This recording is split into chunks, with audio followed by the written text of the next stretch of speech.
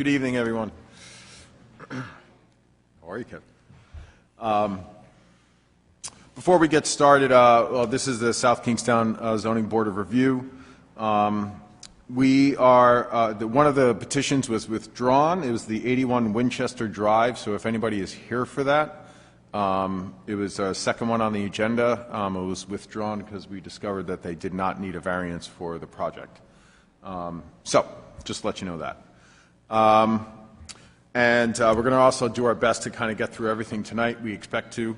So just kind of keep an eye on how everything's going, and if you're last, we'll try to let you know before that hits, because we're not going to be able to meet next week. It wouldn't be until next month. So we're going to do our best to get through everything tonight. My name is Robert Cagnetta. I am the chair of the South Kingstown Zoning Board of Review. Members that are present tonight are Mr. Brown, Mr. Rosen, myself, Mr. Daniels, Ms. Walsh, and Mr. Diamond. Also present are Jamie Gorman, our South Kingstown Zoning Building Official, Amy Goins, our Special Legal Counsel, and Jessica Spence, the Administrative Support Associate.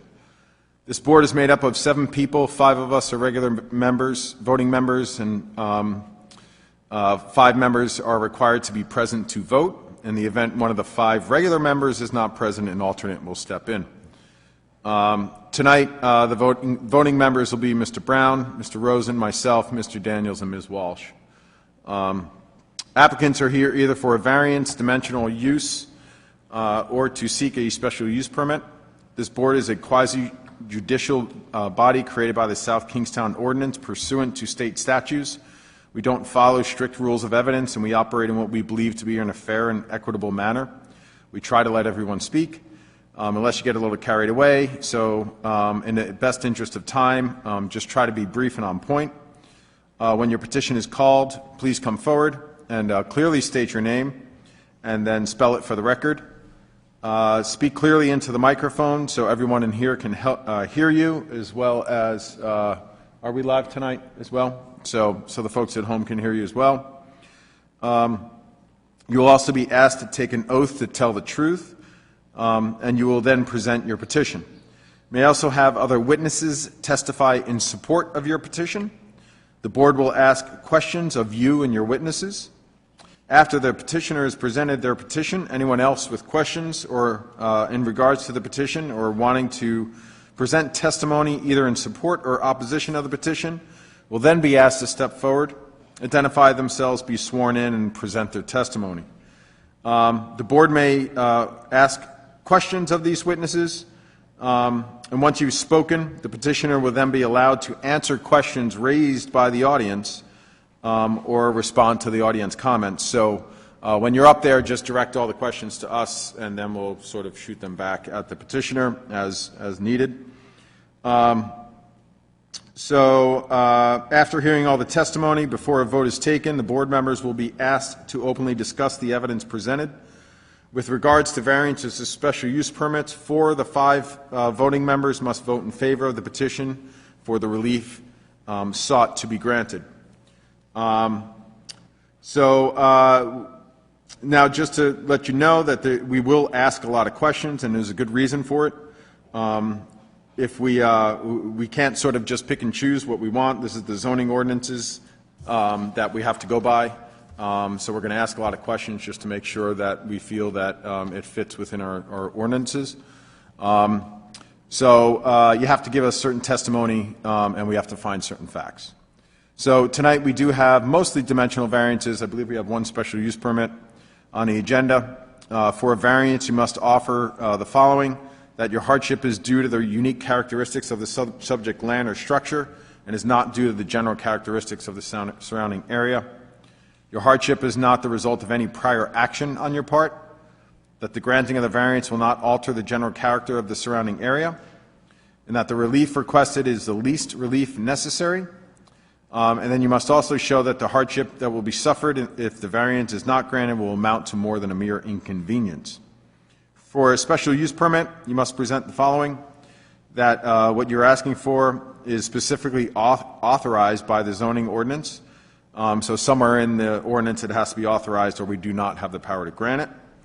and then that your special use permit requests meets all the criteria set forth in the zoning ordinance authorized for such special use. And then also that the granting of the special use will not alter the general characteristic of the surrounding area or impact the purpose or intent of the ordinance. So we try to be out of here or have our last petition by 10 o'clock. And is there anything else that we need to cover? Okay. So the first petition tonight is for 49 Sheldon Point. And this is the continuation of the petition of David Guadagnoli. 49 Sheldon Point Road, Wakefield, Rhode Island, 02879 for a dimensional variance under the zoning ordinance as follows. The applicant is seeking to replace the existing 573 square foot attached deck and stairs to grade in the same location. The deck will be located 15 feet from the property line. The required front yard setback is 25 feet, and they're asking for a 10-foot relief. The deck will be located 10 feet from the northerly side property line. The required side yard setback is 20 feet. Relief of 10 feet is requested. The lot size is 0.25 acres. The dimensional variance is required per our zoning ordinance, section 207, non-conforming lots of record, building setback requirements, and section 907, standards of relief. The owners of the property are David and Eileen T. Guadagnoli for premises located at 49 Sheldon Point Road, South Kingstown, Assessors Map 87-2, Lot 135, and is zoned R80. Who's here tonight? So come on up. Tell us your name. But before you do that, let me just read in what we have here for documents. We have the application with the cover letter signed and dated April 14th, 2022. We have the owner authorization form signed and notarized April 14th, 2022. Site plan, which is one page, prepared by Japrit Engineering, Michael E. Gavitt, PLS, and dated August 24th, 2020. We have a 200-foot radius map and a butters list, legal notice, proof of certified mailings, notarized affidavit of mailing and memorandum to the neighbors dated May 5th, 2022. And who are you guys? I'm David Guadagnoli. Did a great job on the name. Sorry, well, Cagnetta, really, but it's, I knew that much. And this is my contractor, Ralph Balsamo. Okay, and could you guys spell your name for me, please? Or it's David, G-U-A-D-A-G-N-O-L-I.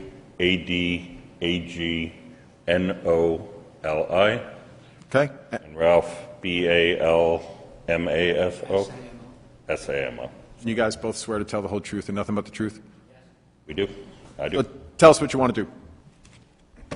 Basically, he has a deck, an existing deck, that is rotting from the underneath up, and you can't walk on it. So he's asking to remove the existing framing and replace it with new framing, not changing any layout whatsoever, so that he can use it. That's it. Sitting on the same footprint, not getting any bigger? Same exact footprint. Same exact footprint? Remove the decking and joists. Yep. Repair some steel that's rotted. Put in new joist and decking, and Stairs, same location? same location. Okay. And they have to do it just because it's, the current one is, so, okay, yeah, so if they're replacing existing, they still would have to. Yeah, the current one is unsafe. Yeah, correct, Mr. Chairman. So if it'd be allowed as of right to rebuild, if it were destroyed by an accident or act of God, but if it doesn't comply with the setbacks, then they would need the dimensional variance. Okay. So we're going in the same spot? Mm-hmm. All right. Anything else to add? That's it. No? Board members, questions? No? Everybody okay? Anyone in the audience want to speak on behalf of this petition? No? Easy enough? Do we have to go around the room, or are we pretty comfortable with this? Okay. Someone want to give it a shot? Mr. Daniels. Thank you, Mr. Chairman. Motion to approve the petition of David Guadagnoli, 49 Sheldon Point Road. Property is located at that address. The petition and the documents were read into the record by the chairman. This is a proposal to, I should say that Mr. Guagnoli appeared and testified on his behalf, and Mr. Balsano, okay, also appeared and testified on behalf of the applicant. This is a request to replace an existing deck, and according to Section 207, non-conforming lots of record, a variance is required. The deck is 15 feet from the front property line, therefore relief at 10 feet is requested, and side yard relief of 10 feet is requested. Once again, there'll be no increase in the square footage of the deck. It's a straight-out replacement. The board finds that the hardship from which the applicant seeks relief is due to the unique characteristics of the subject land or structure in this case, because the old deck is rotted framing and needs total replacement. The board finds that the hardship is not a result of any prior action of the applicant and does not result primarily from the desire of the applicant to realize greater financial gain, because once again it's a straight replacement, increase the value of the living conditions of the home, and make it better for use for Mr. Guagnoli and his family. It certainly will not alter, the board finds that the requested variance will not alter the general character of the surrounding area, because once again the deck exists, and this is a straightforward replacement.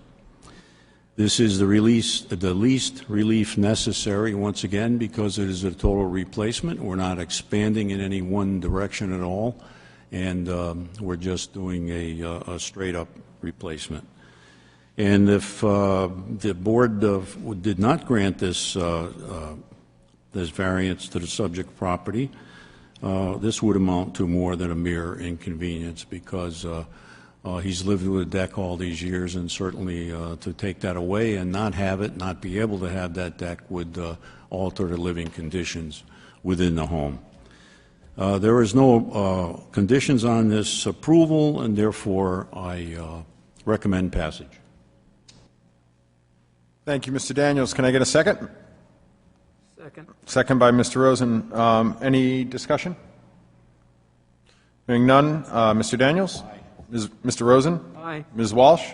Aye. Mr. Brown? Aye. Mr. Cagnetta? Aye. Motion passes. Awesome. Good luck. Thank you, board. Thank you.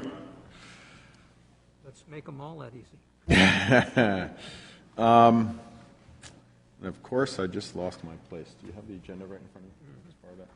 I'll find my place again. We're going to have the petition of Margaret Mueller, 82 Maple Drive, Wakefield, Rhode Island, 02879, for a dimensional variance under the zoning ordinance as follows. The applicant is seeking to demolish the existing attached garage and construct a larger garage with habitable space above. The garage will be located 33 feet from the property line. The required front yard setback is 40 feet. Relief of 7 feet is requested. Lot size is 0.69 acres. Dimensional variance is required per zoning ordinance section 207, non-conforming lots of record, building setback requirements, and section 907 are standards of relief. The owner of the property is Margaret P. Mueller for premises located at 82 Maple Drive, South Kingstown, Assessors Map 90-1, Lot 11, and is zoned R80. For this petition, thank you. We have the application with the Exhibit A, signed and dated April 27th of this year. Owner authorized form, signed and dated, notarized April 27th. This year, existing conditions photographs, number 1. Existing first and second floor plans, number 2 and number 3. Proposed first and second floor plans, number 4 and 5. And proposed exterior views, number 6. Rhode Island DEM OWTS Certificate of Conformance, 3 pages, dated June 11th, 1999. Existing plot plan, 1 page, and proposed plot plan, 1 page, prepared by Dowdell Engineering Associates, LLC, Richard Cushan, PLS, and dated December 3rd, 2021. We have a 200-foot radius map and a butters list, legal notice, proof of certified mailings, and notarized affidavit of mailing. We have some supplemental materials, 7 photographs, I believe that came in recently, and then the vision appraisal card of 71 Maple Drive. Of that, we also have 3 correspondences from Mr. Poppy, is that how we said it? Ron Poppy of 71 Maple Drive, dated June 2nd, June 5th, and June 8th of this year. Who's here tonight for this? If it please the chairman and members of the board, Attorney Keith Kyle on behalf of Margaret Muller. As you noted, we're seeking a 7. Well, when it's your turn, Mr. Morrissey. We're seeking a 7-foot dimensional variance from the 40-foot front yard setback as required by Section 207 and 907 of the ordinance. We have one witness to testify, Mr. Stephen T. Morrissey, who is the significant other of Ms. Muller and who's intimately involved in this project. Ms. Muller is here tonight if you want to ask her any questions regarding this. Thank you for noting those exhibits. I'm not sure what the procedure here is in South Kingstown, but I would like that all of those exhibits be made part of the record. Absolutely. Okay, great. Yeah, they are labeled, or do we still label them by their? I've added them as supplemental material, but I can label them exhibits 1 through 8 if you'd like. Yeah, that would be great. Okay. Thank you. I would like to note, too, just at the outset, before I have you swear in, Mr. Morrissey, is that I did review those 3 correspondences from Mr. Poppy, and I do not believe that he's here in the audience, and I do take issue with people filing documents such as that, not showing up here and depriving my client of his due process rights to cross-examine him on those things. So I'm sure the board will give it whatever weight it's worth, but I just want to make that note for the record. There's only a couple of questions maybe that might come up, but we'll And see. I'm sure how you Mr. guys- Morrissey can fill you in on the historical situation down there in Green Hill. I doubt you have a well from 1890, but we'll find out. I hope not. Yeah, no, it's the interesting water. All right. So I have Mr. Morrissey, if you want to swear him into testimony. Okay. Could you please spell your name for us, please? Stephen with a PH, T is Thomas, Morrissey, M-O-R-R-I-S-S-I-S-S-E-Y. Great. And you swear to tell the whole truth and nothing but the truth? Yes, sir. Excellent. So please go ahead. Okay, thank you, Chairman. Mr. Morrissey, this is a single-family home located at that location? And it's occupied by you and Ms. Muller, is that correct? Dr. Muller. Dr. Muller. And how long have you owned the property? I believe Dr. Muller bought from the estate of Bernard Poppy about 4 years ago. All right. And the current use is a permitted use in the R80 zone, correct? Correct, single family. All right. And and you're also very familiar with this particular area because your family grew up at 38 Beach Street in Green Hill, correct? I grew up since 1959 at lot 90-1, lot 180, which is just around the corner, approximately 4 houses from Mr. Poppy's house. And I live by Mr. Poppy and Bernard Poppy. And before I get into some of the substance of this, is there anything about the proposed changes that you're seeking in this application that would adversely affect the character of the surrounding area? No, it's a unique area. It is, at that point, Maple Drive goes from a little bit of tar down to dirt. Mr. Morrissey, could you speak into the... Yes. No, sorry about that. We, in terms of history, again, I grew up there since 1958. I moved down this way full-time in the 70s. I owned 57 Columbia. I owned the John H. Brown Market at 220 Columbia. I owned a house out on Ministerial, all of which I've disposed of or gifted to my ex-wife. And at this point, this is our primary residence. And again, I grew up down there. The house a lot of the houses are older than the code, and so some of those have, I guess you would call them permitted uses before or permitted dimensional vagaries that were acceptable at that time, which are clearly not under today's code. All right, and basically you're seeking to reconstruct the existing garage, and to do that you require an additional 7 feet, correct? That is correct. And as you'll explain to the board, that's to make the garage usable, safe, and to allow for an improved entrance to the home, because that's the front of the home as well, Yeah, correct? there's three essential problems. All right, and so the garage and entrance in its present condition and location preceded your acquisition of the property, That correct? is correct. We did not create any of those. All right, so can you, Madam Clerk, I think you said if we need to refer to the exhibits, that you can put them up. They may, if it's of any assistance to the board, but...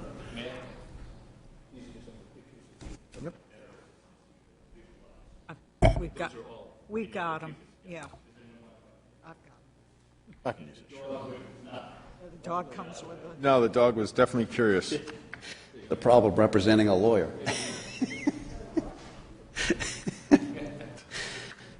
So can you explain to the board why keeping the garage and the main entrance as it's currently configured is not a reasonable alternative to enjoying this particular piece of property? Yes, thank you. If you look at the first picture, that is in fact the entry. It's in that dark corner. I'm going to ask you again. Yes, I'm sorry. If you look at the first picture, you can see the entry to the garage. Strike that, the entry to the mudroom.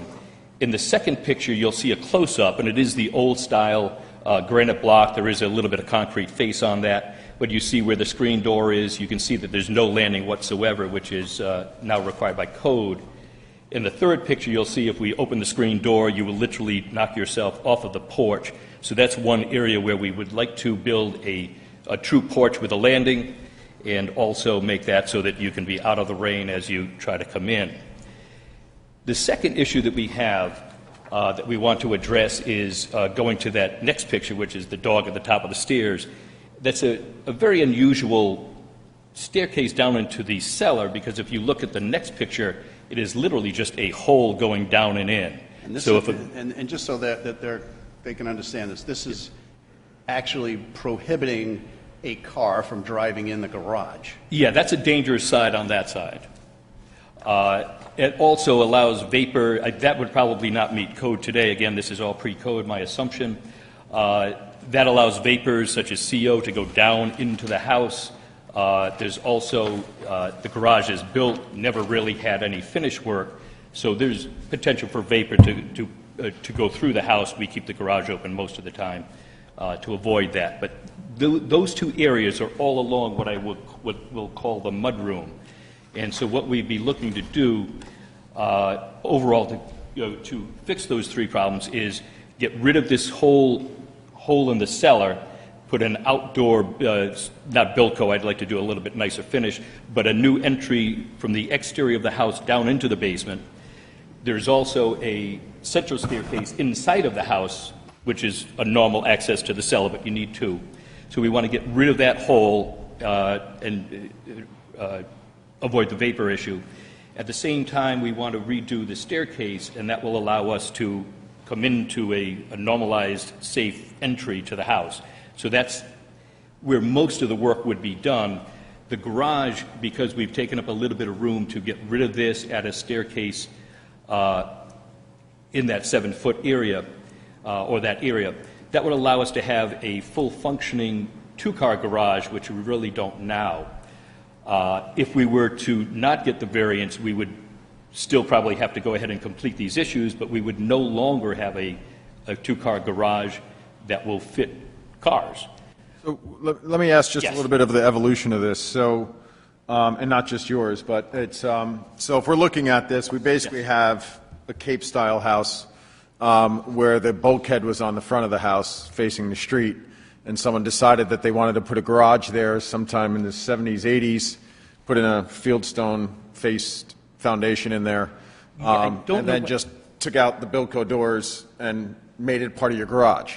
I don't see any evidence. I don't know how this evolved to here, but it's there. It's, I mean, it Yeah. seems like that's what they did. They put a could well be. garage on the front side where the bulkhead was into the basement, and you're trying to resolve the fact that the bulkhead Yes. is in the garage. I do know that this was a boarding house pre-38 hurricane, and next door was the lounge restaurant, as they would call it. So there's a lot of jokes about what happened in our house, but yes. So it also burned, the top burned down right after the 38 hurricane when Bernard Poppy, Ron's father, bought the house. And then they changed the I'm sorry about that. Changed the mansard roof and made some other changes. So I don't know when these changes were done, but yes, they don't, in my view, they don't meet code. So somebody sort of plopped on a garage on the seems to front, be, and yes. you're It's trying to resolve that by making it a more usable space as well as recreating access to the basement in Yes, one sir. spot. And make a safer access. It's steep. It's about 55 inches down. Yep. And it's 4 foot wide. So that if one car going down, I don't like there's no barriers. I don't like the setup. Yeah, sure. Yeah. Okay, So- that makes so, sense. Just so we can cover all the elements Yeah. here, so one of the, currently, neither you nor Margaret are able to use the garage, is that correct, to put cars in it? Right. Dr. Muller is given me the task of cleaning her car at 3 a.m. She's an emergency room doctor at Sturdy Memorial Hospital. She works very assorted hours. Some of them you go in at 9, you get out at 3 a.m. Some you go in at 3 a.m. So she's coming and going at all times of day and night, and I'm out there shoveling the snow. We would like a position for her, actually for both of us to be able to get into the garage and have a utilizable space. Sure. And is not being able to use the garage and having a use that is safe due to the unique characteristics of the structure? It is due to the unique characteristics of the structure. It's all apparently pre-code and, in my view, not satisfactory. It's not safe. All right, and this unique characteristic that you just described is not the result of any prior action of the applicant? No, we've taken no action on this area other than to have redone the interior of the house. And if you look at, well, I'll get to that in a minute.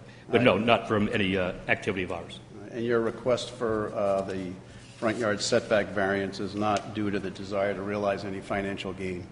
No, it is not. Really, we don't have much option. We could move the garage to a different side of the house, but that's just not a reasonable, we don't have that ability. All right, and is the relief that you're requesting, the lease relief, necessary to make the garage and the entranceway that you described usable and safe? Yes, we did hire an architect, Ketty Parenti, and we tasked, or I tasked her, and Dr. Muller and I.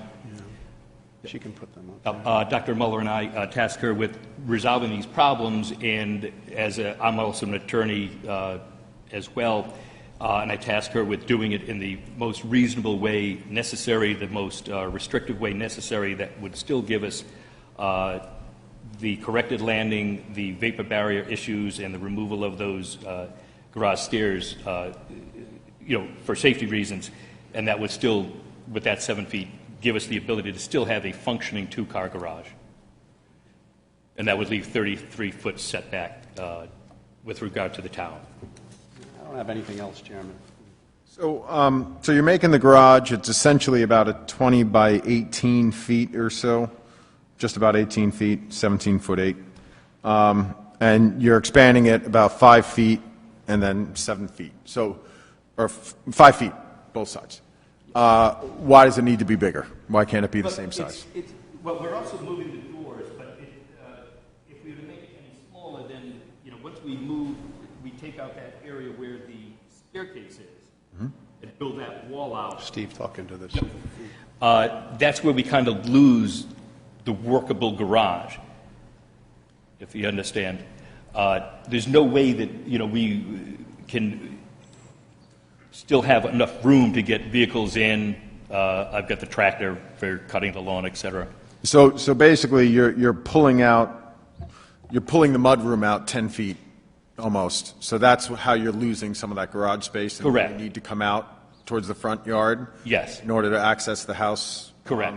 From instead of walking into your kitchen, you want to walk into the mudroom and then have the garage in front of that mudroom. Yes, that little mudroom existing now is just built on stilts and 2-by, and there's no vapor barrier. Is there any way for you to build this garage without asking for relief? No, I don't think there is, sir.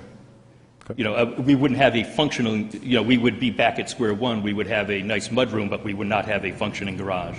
And how is this relative to the adjacent homes in terms of setback? Setback, a lot of the homes are much further towards the road. Again, there was no code when some of these houses were built. This is a mixed area with very old.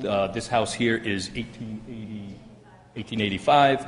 The house next door is approximately the same, 1885. My parents' house is 1959. None of those meet the setbacks. And then the house adjacent is being built. I did not object to that. Dr. Muller and I discussed it. We know Mr. Mercer. It's well under construction. They put the roof on yesterday. We understood that he would be coming 7 feet closer to, 10 feet closer to us, but it seems to have worked out. We're used to not having any view anymore, but... Now, that's a pretty unique property line on that edge anyhow, because there is a jog in it, and there's some combination of septic systems. And he had the 100-foot and the 200-foot lines he had to deal with as well. Yep. Because I was out there last week, and I did see a bunch of the work happening, and I did see Mr. Poppy starting his lawnmower at 6:45 in the morning. Indeed. I don't need an alarm clock. Yeah. If I could address that, I don't know if there's any more questions I would like to address. Not yet. Not yet. But wait, I've been the only one asking. Okay. I've been totally taking this up. So, board members, any questions for the applicant? Ms. Walsh, any questions? Mine's just a factual question, reading through it. You list the size of the existing structures as 2052. Is that the garage plus the house? And then in the narrative, it's different. It has a footprint of 1368, which is the... I was trying to do it off of the tax appraisers. I'm sure it adds up correctly. I just had a question. I wasn't sure what to use as the gross size. A lot of them just did the footprint, because I looked at all of the prior applications. So this is footprint plus second floor. And you've got 3 bedrooms now? It's 3 bed, 1 bath. 1 bath. And so you're adding the second bathroom, so it will be 3 bedrooms and 2 baths. Well, eventually there will be additional bathrooms. There's an upstairs as well. So you will be adding bathrooms, Yes, part of that's your why plan. I put in the Certificate. the septic certificate, which is already in place and approved. Okay. And otherwise, we're well within all of the setbacks for everything else. Any other board members, questions? The applicant? Yes. Mr. Rosen? You're building a second story to this? Yes. Above the garage, correct? Correct. And there's going to be a bathroom in there. Correct. And that's going to be fed by water, I assume. Yes, Your Honor. Yes, sir. And Mr. Papio indicated that there was lead piping. I don't know about that, but I can tell you that I know where the town, the little spin-off is, which is right out in the front yard.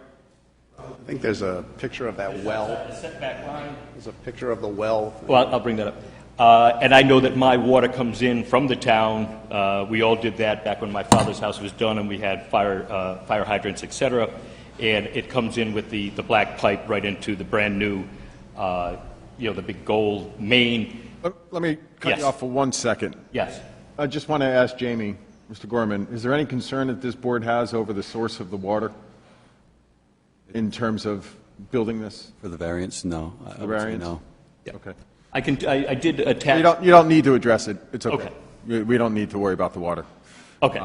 So yeah, the water to my house is fine. The well that Ron talks about, there's a picture there. You can see it in the background. That was a coming of age thing for us to climb on the top of that, and you could touch the white rock. I don't know if the rock is. It is. But no, the last use I've seen of that, it does have water at the bottom of it. It has been covered for years. Ron did have a duck pond, and he ran an electrical cord to a pump that he threw down the hole and a garden hose for the ducks, and everyone was okay with that. But that's the last use of that particular well for water. The ducks aren't there anymore, though. No, they're not, sir. Doesn't say say much for the well. But, okay. Any other questions? Yeah. Go ahead. There's going to be a mud room on that second floor. Is that correct? Oh, no, it's on the first floor. I'm sorry. It's the first floor. Yeah. Let me go back. You see pages 4 and 5 would be I think it's the preceding. Yes. The preceding picture. There we go. I think that's the first floor right there. Thank you. They have it up on the screen. Okay, I just had one other thing to Yes, sir. say. I ran into the dog, You did. and he barked at me. Why you won't go past that line. Oh, is that the reason why I couldn't come in? He just happened to see everybody. Uh-huh, okay. But you can see the first picture, that is literally his. Yes, yes. Seemed like a nice dog, but then I didn't want to take a chance. Oh, no, Amazon loves them, UPS loves them. Okay, the house that's going next to you, that's being built, I Yes. believe it's by Mr. Mercer, Correct, David Mercer. and Trustee. A trustee. he came in here, and I think we approved what he was doing. Yes. I think John Kenyon represented him. When I was down there, I forgot to notice, but he talked about there's a big tree. Is that tree on your property? No, that tree was on Dave Mercer's property, and we ran into an issue because once they excavated the house, they had cut the roots. It was a glorious tree, but that was solely on his land, and I had, addressed a concern because I don't know if you remember his plans. I do. So they excavated his foundation, and then they excavated for the porch, and then they've got to excavate for the septic system. There would be no roots, and if my math is correct, when you cut the roots on this side, it falls this way. I live here.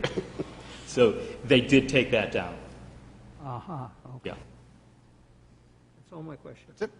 Okay. Mr. Brown, any questions? Yeah, the bulkhead, is it going to be a doghouse bulkhead or just a regular? Well, I'm going to try to make it a little bit nicer than just the, I would rather do a wooden doghouse, but if I've got to go with a Bilko to begin with, it may be that. But I want to make it, match You want it, yeah. the house better.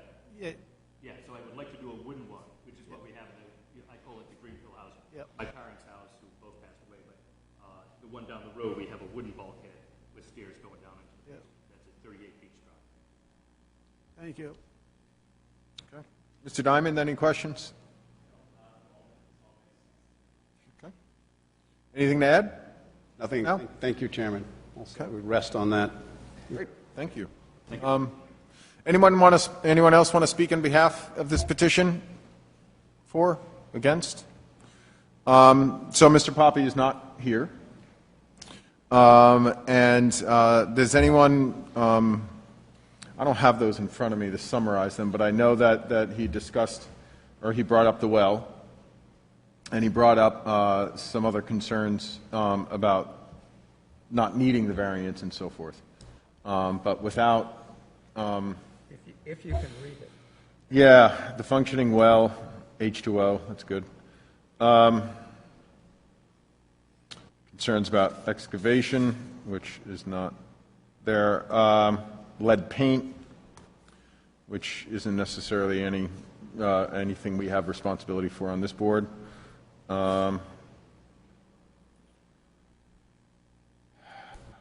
Okay, so be held for a future date because of the concern of the well, and the structure is historic, but not the historic isn't relevant because it's not in the historic district.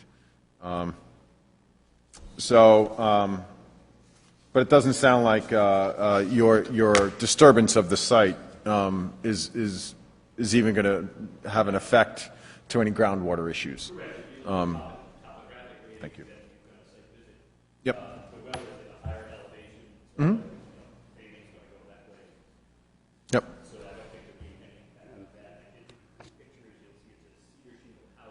Yep.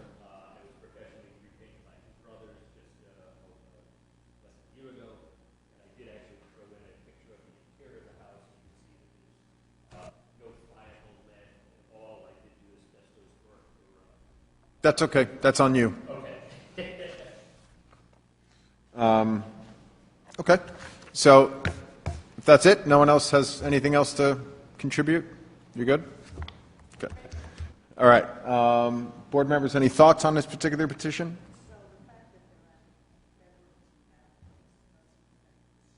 Susan, So turn on your can mic. you use the mic? Yeah, thanks. Oh, it is, but still we have to be on the mic. So yeah, so absolutely the amount of bedrooms is relevant to the septic system.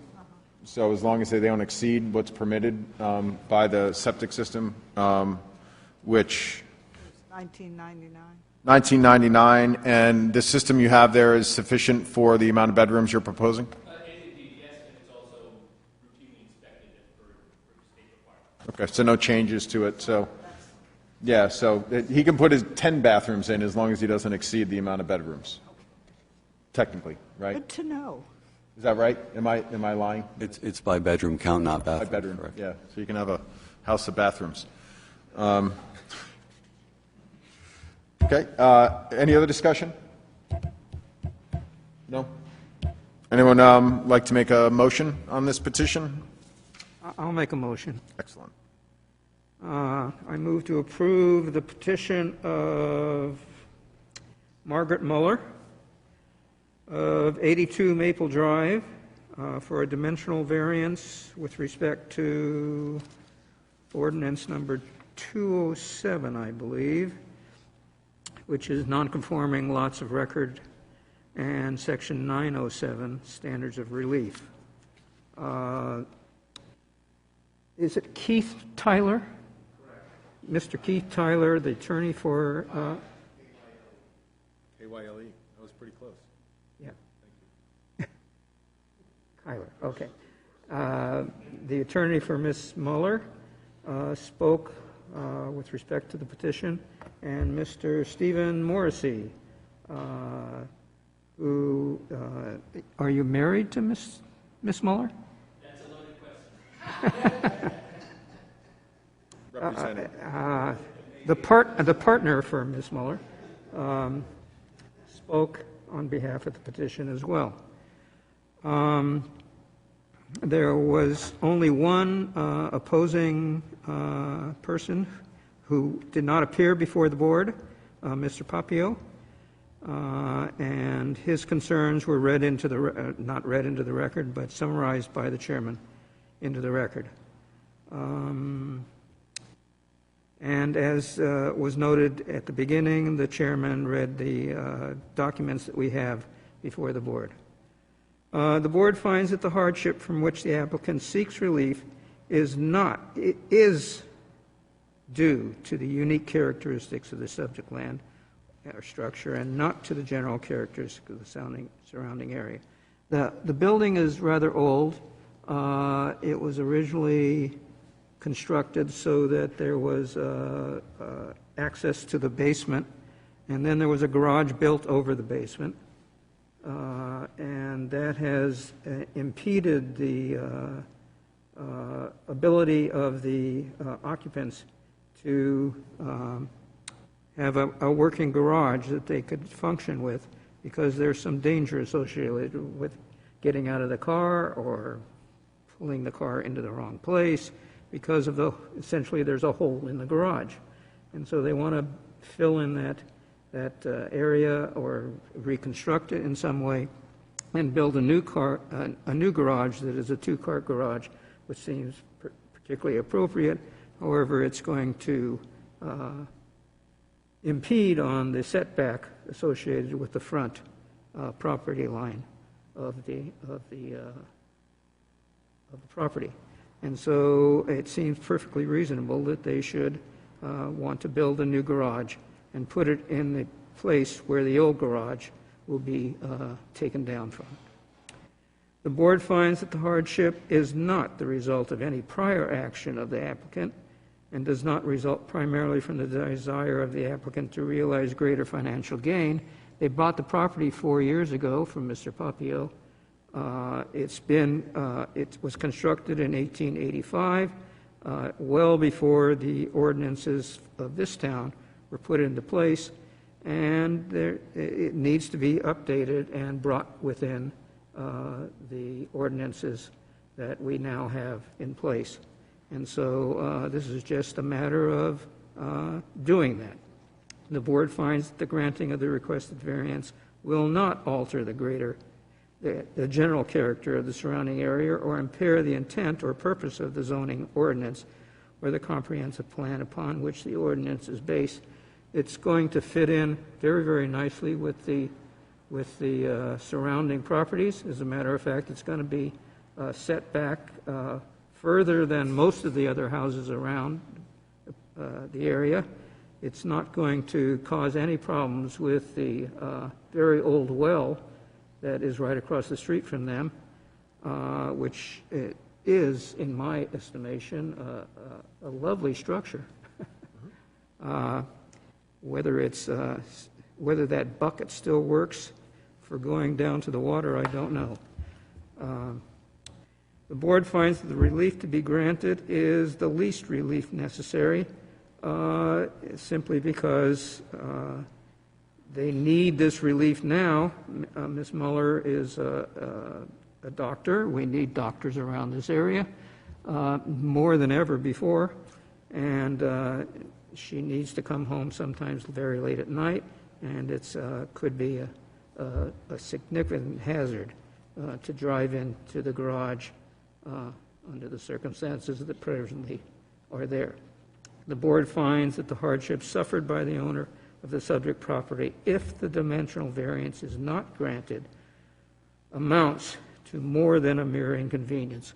Again, because this is an old structure, it's a dirt road that goes down to the property, and it would be a great inconvenience if they continue with the situation that they presently have. And as a consequence, I move for approval of this petition. Okay, the motion is made by Mr. Rosen. Is there a second? Second. Second by Mr. Daniels. Any discussion? Hearing none. Mr. Rosen? Aye. Mr. Daniels? Aye. Ms. Walsh? Aye. Mr. Brown? Aye. Mr. Cagnetta? Aye. Motion passes. Good luck. Enjoy.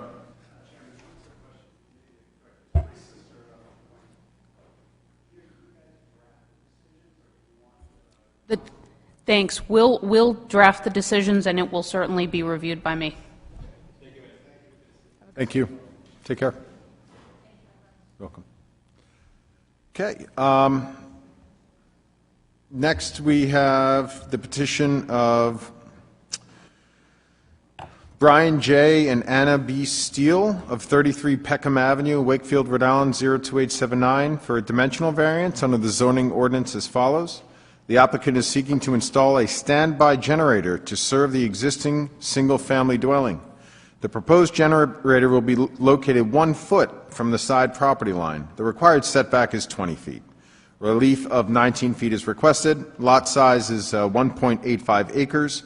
Dimensional variance is required per the zoning ordinance, Section 208, non-conforming lots of record, accessory building setback requirements, Section 907, standards of relief. Owners of the property are Brian J. and Anna B. Steele for premises located at 33 Peckham Avenue, South Kingstown. Assessors map 57-2, lot 81, and is zoned R80. And tonight we have, for documents, the application with the cover letter signed and dated April 27th, 2022. Owner authorization form signed and notarized April 27th. The proposed site plan, 1 page, prepared by East Greenwich Surveyors, LLC, dated April 11th. 2022, site photo, 1 page, 200-foot radius map, butters list, legal notice, proof of certified mailings, and notarized affidavit of mailing. And who's here tonight? I'm Brian Steele, S-T-E-E-L-E. And you swear to tell the whole truth and nothing but the truth? I do. So, go ahead, Mr. Steele. What would you like to do? In conjunction with putting in a pool, we are adding a whole house generator. And my original thinking, out of being naive, I suppose, that I could put it next to the house. The generator is rated for 18 inches off of the structure, but I came to learn later on that the town has a 5-foot requirement off the house, which would put me into a walkway, and then basically the generator would end up in the middle of the side yard. So in putting the pool, we're putting a pad along the property line and all the pool equipment. So I'm requesting the ability to put the generator on that same pad along the property line, and which is also near the propane access, and that's why I'm here. Okay. Mr. Gorman, is there a setback for a pool? There's a 10-foot setback, Mr. Chairman. And he's going to meet that setback? He is. He's at 12-foot or so, it looks like, 12-foot 1. So obviously, it's just the location isn't just because you want it there because you don't want the noise or anything like that. It's just the more appropriate setting based No, on the location. It's just more, I mean, there will be some costs associated with having to put it in the middle of the yard, but the reason is I've got the structure there, I'd have to pour a separate pad, and the way the lot, while it's a very good-sized property, it's narrow. You have to put the generators near where the electric service comes in, so I'm restricted to that size without having to trench around the entire house to service it. And I thought that it would be an appropriate spot for it. From a neighbor's perspective, I reached out, I think there are 7 or 8 abutters by the technical definition, but I reached out to the families around me. The only party that had any questions was Monsignor Clark School. Yep. They were worried about noise. They're 40 or 50 yards from, their parking lot is 40 or 50 yards from our property line. But in their mind, they were saying in the future, what if we use that property, there's young kids there, noise and all that. So I sent the specs to Dr. Lisi, the principal of the school, and shared with him, for example, the decibel level generated, throwing off by the generator. I sent him standards from the American Audiology Association, and basically explained to him that this would be no more than a lawnmower-like sound. It's actually less, at between 64 and 69 decibels, between when it's operating on its weekly test and when it's operating in the event of a power outage. He and one of his colleagues were satisfied by that. They sent me an email back, which I shared with Mr. Gorman later this afternoon, saying, we're fine, appreciate you addressing our concerns. And the other neighbors that are, residential neighbors that are there, I got no pushback from any of them. This was in addition to the required process of sending the formal letters to people, because I didn't want my neighbors to, I just wanted to understand what we were doing, that's all. And did you have a sense as to what is compatible with that noise level? Like, is there another object or machine or something that's close to that? I'd be glad to share that. If you'll give me a second, I'll Yeah, that's have a okay. document. I mean, I know that condensers for HVAC units are around 40 decibels or something like that, and they're putting them right next to buildings. I know decibels are a whole different scale of determining nuisance. Right, some air conditioners, the older ones particularly, are even louder, but... Yes. The numbers I shared with you were 64 and 69. 64 during the test cycle, which is 10 minutes weekly, and 69 when it's operating at full capacity. Natural gas or we have propane. Propane. Yes. Okay. So let me start with 70 and go up. Traffic, vacuums, alarm clocks, hair dryers, blenders, power tools, lawn mowers, MP3 players, snowmobiles. This is from the American Audiology Association. And I only did this in order to address Dr. Lisi's potential concern if they reuse the property for, someday they may put a tennis court there. That's what it came down to. I also let him know that I would set the tests, the weekly, I don't know what it's called, the weekly run at a time when the kids weren't in school, or do it on the weekends or whatever. Yep. The only thing I couldn't commit to was if the power went out, I don't have any control when it goes on, and he said, well, if that's the case, probably a storm, and we're not going to be in school anyway. So this is quieter than a lawnmower? Yes, according to this scale. 60 would be normal conversation and dishwashers, 70 would be traffic and vacuums, and it would fit in between those two. Okay. And that was the only issue that I... And there's no setback requirement for equipment for pools or anything like that? For him to have his pad there, he's saying his equipment is going to go right there? Yeah, historically, in the interpretation, because accessory structure is not defined in the ordinance, generators have been treated as such, and haven't. So, I mean, pool equipment, things of that nature, had not been treated to the same level. So, in this case, I advised the pool contractor that those would not need the variance. Okay, but they can all be in the same spot. Yeah, provided the manufacturer's recommendations allows it. Yeah. Right. It's an 18-inch requirement for combustible materials relative to the generator. And the pool equipment pad is being poured, and this will sit on that. So this is, again, not for primary energy production. This is Just in case. just in case. And we don't live here all year. It's just it's just comforting to know that if something happens with whatever, for the obvious reasons, plus the pool filter won't work. I have cameras and everything else, and I just want I've only been there a year. We've had a couple of power outages, and it's very expensive investment, by the way, shocking actually, but we thought it was the right thing to do while we were digging up the yard and doing everything else associated with the pool. And no correspondences? I did just want to, this came in after hours today from Mr. Steele. This is the email from Monsignor Clark. If you'd like me to read it into record. Yeah. Hello, Mr. Steele. John and I appreciated our conversation earlier today regarding the siting of your generator near the property line of Monsignor Clark School. Because of its proximity to our property line, you are requesting a variance from the town.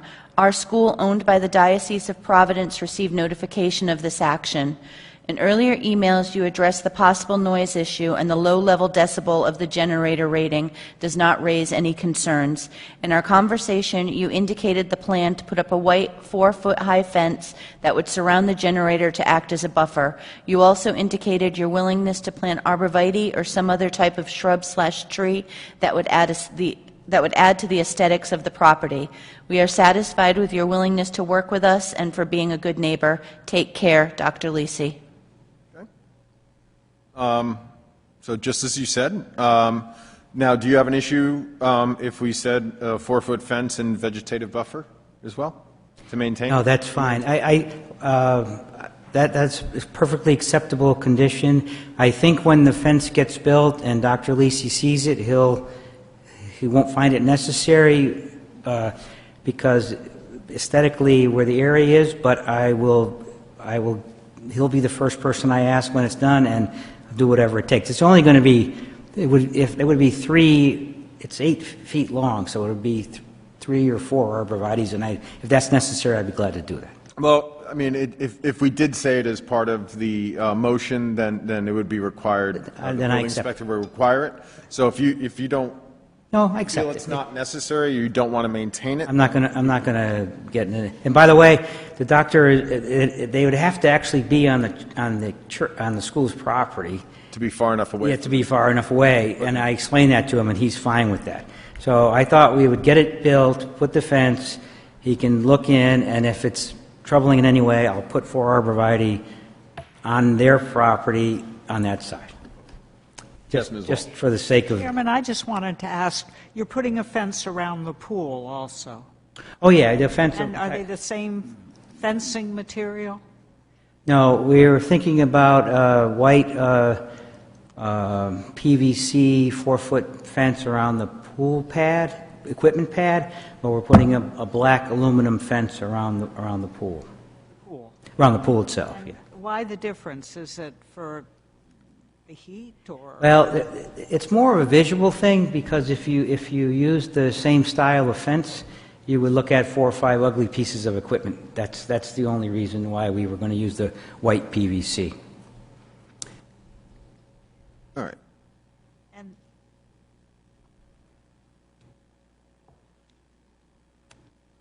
so there's no possibility that you know of that someone might try to build something in that area between you and the school?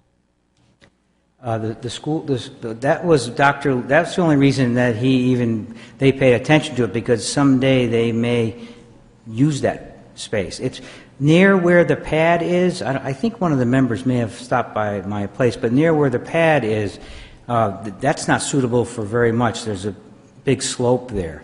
But my property goes all the way out to where the school parks its purple bus, if you know where that is, which I think is more of a billboard than a bus, but the bus is actually on my property. So they may there's a section there they could use, there's more flat. where the pool pad is, there's not enough there to do anything. You couldn't put a half a tennis court there if you tried. It's quite steep. There's actually a drainage ditch that goes through there. So 29 Peckham didn't get back to me. I texted my neighbor. 31 Peckham, Mr. Dimio, he had no issues and in fact offered to join me this afternoon. And the other residence abutting me is actually on River Heights, and that home is under construction and being bought by a friend of mine, and he also has no issue. Thank you. I think this is the way to deal with your neighbors on this type of project, Right. or any project. Yeah. So thank you. Okay. Any other board members, questions? Wait, Mr. Daniels, we'll just go in order. Thank you, Mr. Chairman. Did you investigate the possibility of putting the generator in the pad in the southeastern corner where it seems to be quite an elevation change between your property and the River Heights Drive property, the back corner? Would that be where the property comes to a point Yes. there? No, the pool is right behind the house. Right. And then at that point, we could put the generator there. It would be very cost prohibitive to do that because we would have to run the gas out there and the power back around the pool with 100 feet or 80 feet of trenching back to the house, because it has, and I'm probably over my head on the engineering side, but it has to tie back in to where the power comes into the building, which is along that side of the house where we share a lot with share a border with the school. So, And on the other side of the house, it's the same logic. We would have to dig and run both lines completely around the house, underneath the fence, through the bulkhead, and it becomes impractical from a cost perspective. so this is a propane generator, is that correct? It'll run off our house propane, yes. And just a question for the building official again. Is there a 20-foot requirement for a generator from a house, propane generator? Or what is the requirement? Mr. Vice Chair, there's the manufacturer typically the 5-foot offsets to any openings to the building from the generator, but there's not most generators, Generac, Kohler, Breeze Stratton, I don't know of any that's set back further than that, 5 feet, but that'd be from an opening. Okay, so 5 feet from an opening, and I think 5 feet from any combustible material, according to the town. The generator is rated at 18 inches from combustible material. I have room next to the house that honors the 5 feet from the window along the house. But if I've misunderstood this, I'm sorry to have wasted your time, but I think that the town's requirement is also that it be 5 feet away from any combustible material, which would put it 5 feet off the house. Is that correct, Mr. Baum? I'm not aware of that provision, that offset. So we have no provision in the ordinance for a distance of a generator from a house. It's a structure, so I think there may have been differing interpretations on the past on whether a generator even qualified as a structure, but looking at the definition, it's an item affixed to the land. So even though there's no specific provision for a generator setback, it's considered an accessory structure. That's why they're here. And so what is the setback for an accessory structure? Refresh my memory then? From the side yard here, it's from the property line. That'd be the setback, 20 feet.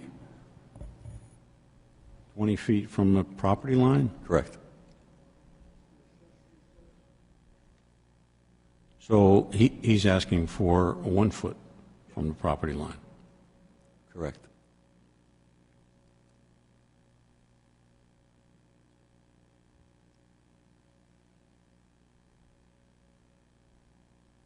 So, tell me again, Mr. Steele, why this generator could not be located to the rear of the house, If you'd have to go, I'm sorry, did you finish? towards the directly south, towards the turnaround?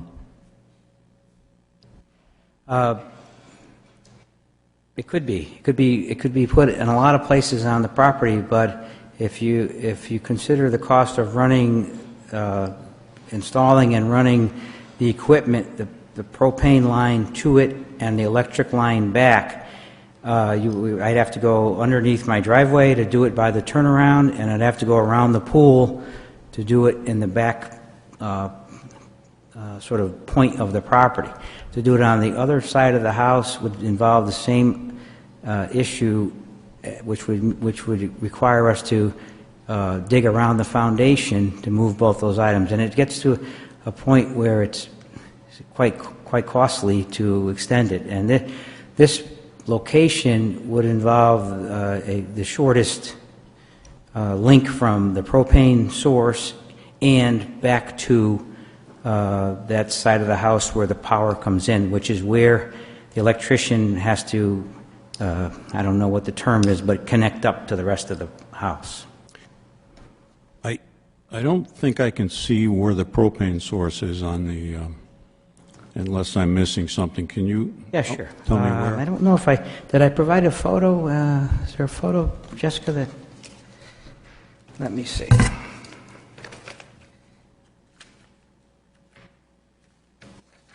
Okay, so I provided one photograph. I think it's in your package, and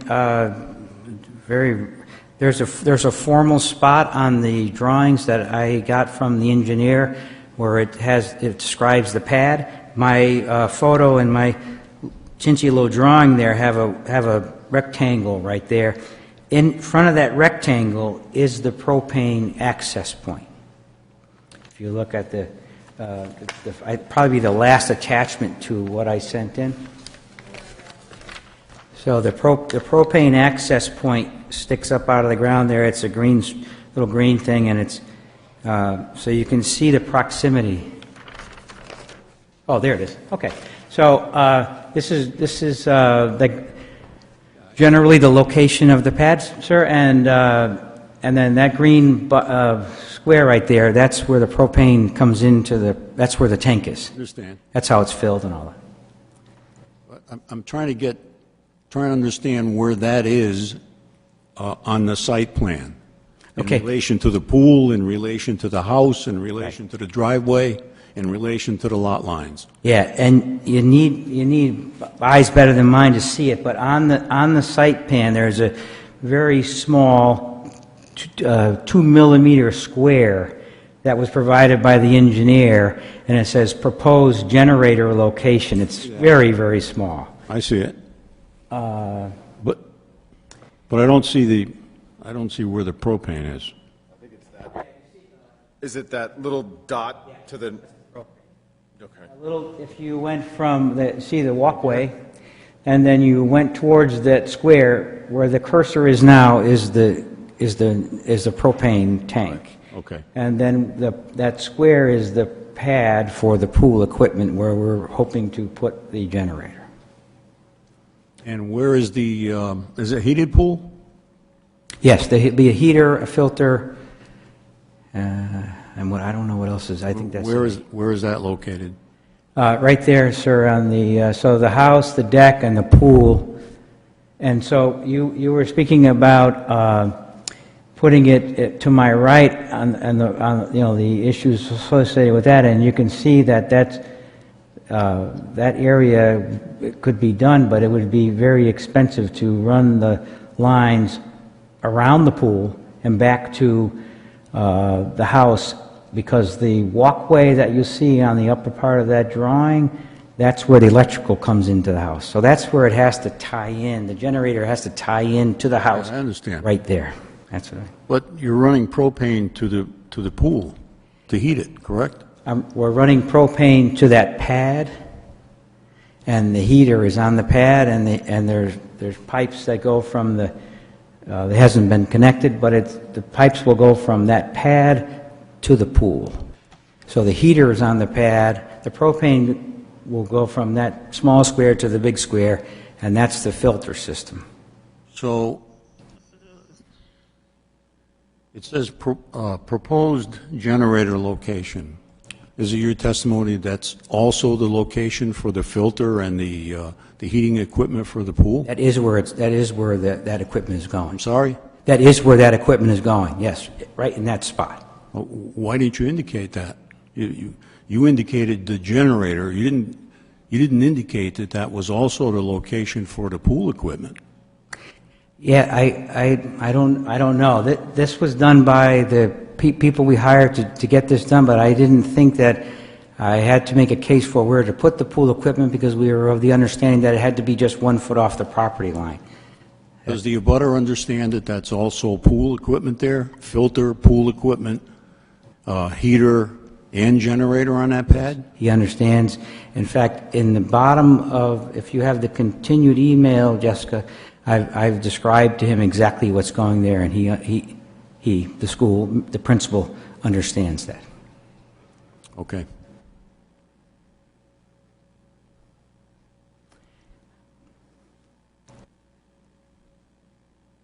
That's my introductory note to him, Right. introducing myself and describing what we're trying to do.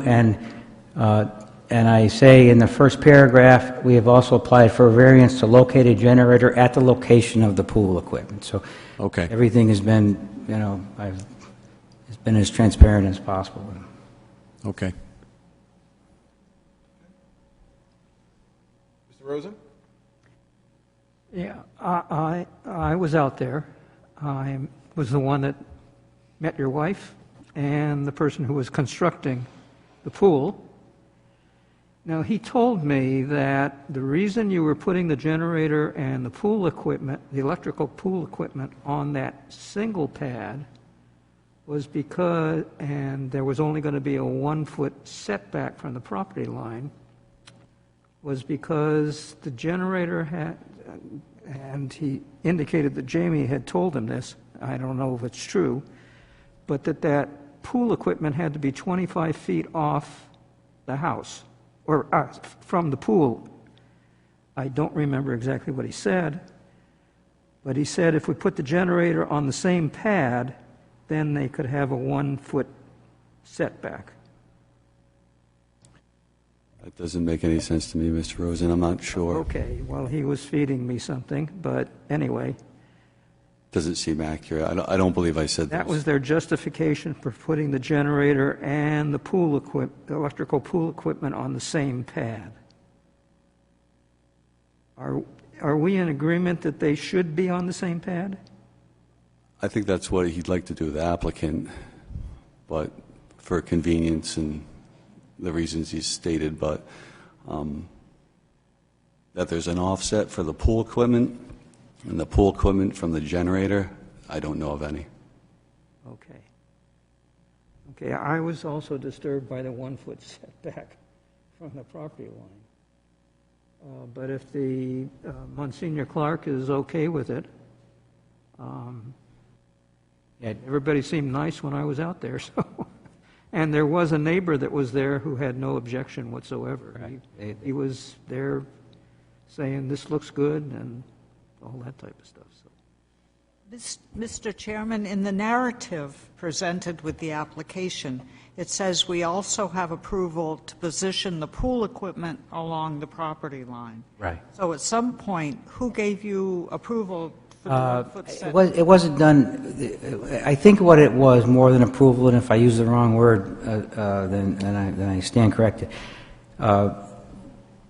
We weren't sure what the setback was for the pool equipment, and it was clarified, I think, with our contractor in the office, that the pool equipment, because of what it is considered, like the point about the structure or not a structure, we only have to observe 1 foot. But the generator, I don't know, because it's connected to the house or whatever it is, has to do the 20 feet. So that, I was just probably clarifying that I'm here not to deal with the location of the pool equipment, just for the generator. So that's, if I misstated it, my apologies. I don't have a formal approval other than, the thing's been inspected, and so far, I think we're doing it according to the requirements of the town. Yeah, pool equipment is usually next to the pool, or... It actually is very close to the pool. It actually is very close to the pool. The pool is only about 12 feet, if I'm not mistaken. So it is close to the pool. It's a big lot, but it's very narrow in the back, so we observe the 10-foot pool setback, and the pool equipment is fairly close to the pool. Okay. Mr. Brown, you have any questions? I have a question on the generator. You know what the working clearance is on the generator? The clearance? Most equipment has working clearances, which could be greater than a foot, because if you go over a foot, you're going to be on Monsignor Clark property to work on it. Follow what I'm saying? I don't know, but as drawn by the contractor, if we're able to put the generator on the pad, it will be closer to the house. So it'll be 8 feet off of the... That's another question I have. Are you saying the generator is going to be 1 foot from the property line, or the pad is going to be 1 foot? The pad is 1 foot from the, 1.5 feet from the property line. The generator could be 5 feet from the property line. We have to know what the distance is of that generator. Right. That's the issue I think the board's considering. Am I correct? I guess while I'm technically applying for a 19-foot variance, it's an 8-foot by 9.5 or 9-foot pad, and the generator will be closest to the house.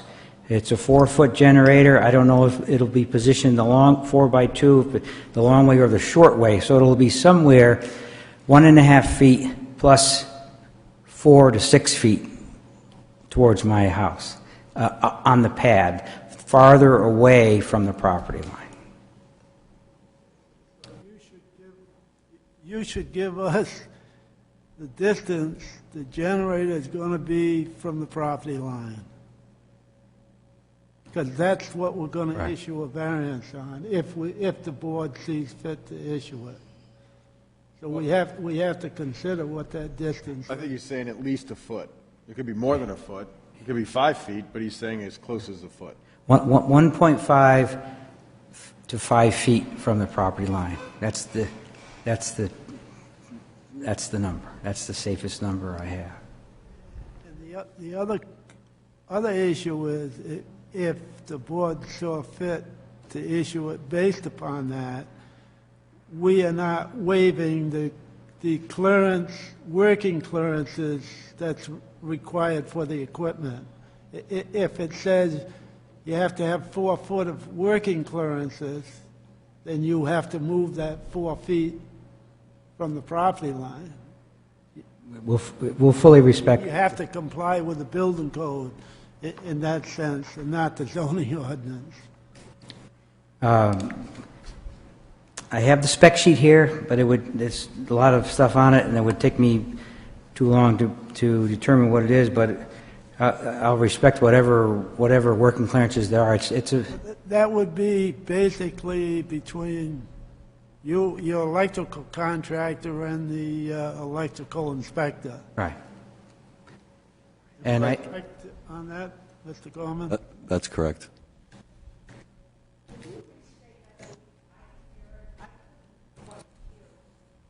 What Mr. Brown was saying. What Mr. Brown is saying is that they shouldn't be working off of Monsignor Clark's property to maintain or work with the generator, so the 1 foot might not be enough for a working clearance.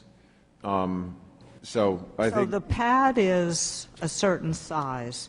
It is approximately 1 or 1.5 feet from the property line, but the generator is going to be Well, yeah, it sounds like it's the opposite. It sounds like the pad is going to be a foot away and that the generator is going to be on that pad, but it doesn't mean the generator is going to be a foot away.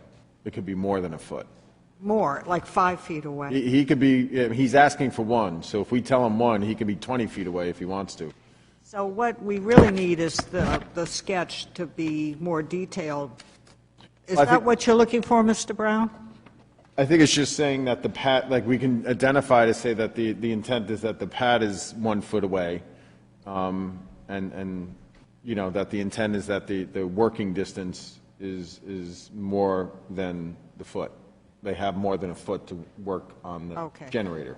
So, But I think we can say that the pad can be a foot away. Is that the intent for the pad that houses the generator to be a foot away? okay, and then we're satisfied that the requirements are met? And you could also say that the generator must be placed in the middle of the pad, right? So that, you know, they're not pushing it up to the side of the pad, which I don't think would be the intent anyway. Yeah, you can make those conditions. Otherwise, I think he would have to come back, which would be somewhat be a shame, given that this is a kind of de minimis application. Right. Yeah, and I'm not going to be here next month.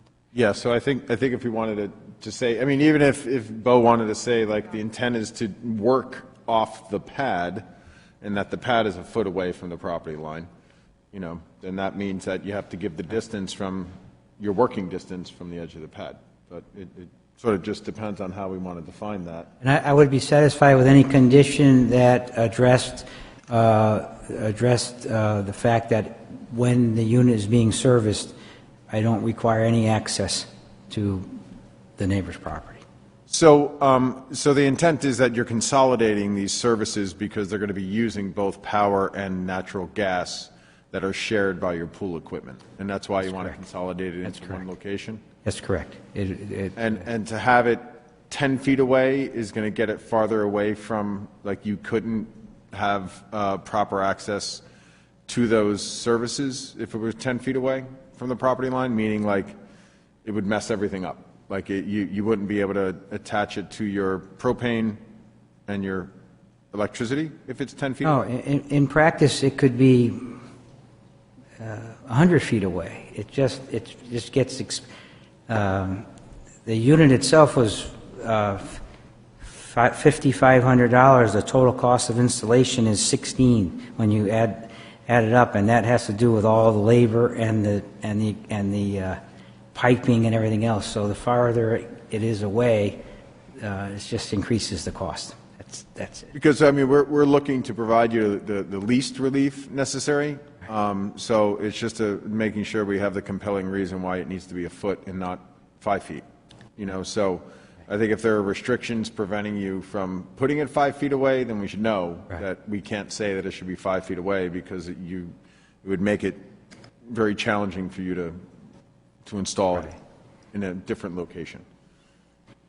Mr. Chairman, As if I could just point something out, I don't know if it was brought up, but that the underground propane tank requires a 10-foot offset from any ignition source, so that being the generator also. So you would have to keep a radius of 10 feet from that point of fill on the propane tank, so that kind of pushes them further away as well. And your propane tank is in the earth already? It's in the ground? Yeah. Okay. So you're restricted as to where you can locate that generator based on the current location of the propane tank? Okay. That's helpful. Thank you. I have some additional questions. Yes, sir, Mr. Daniels. Mr. Steele, what is the distance between the proposed pad and the edge of the pool?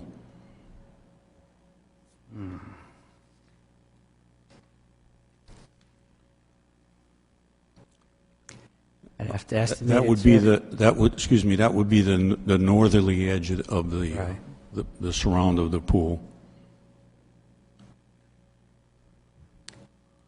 At one point, the pool is on a 12-foot setback. As you get to the part of the pool closest to the house, it's a little bit more of a setback because of the shape of the lot, sort of a pie shape.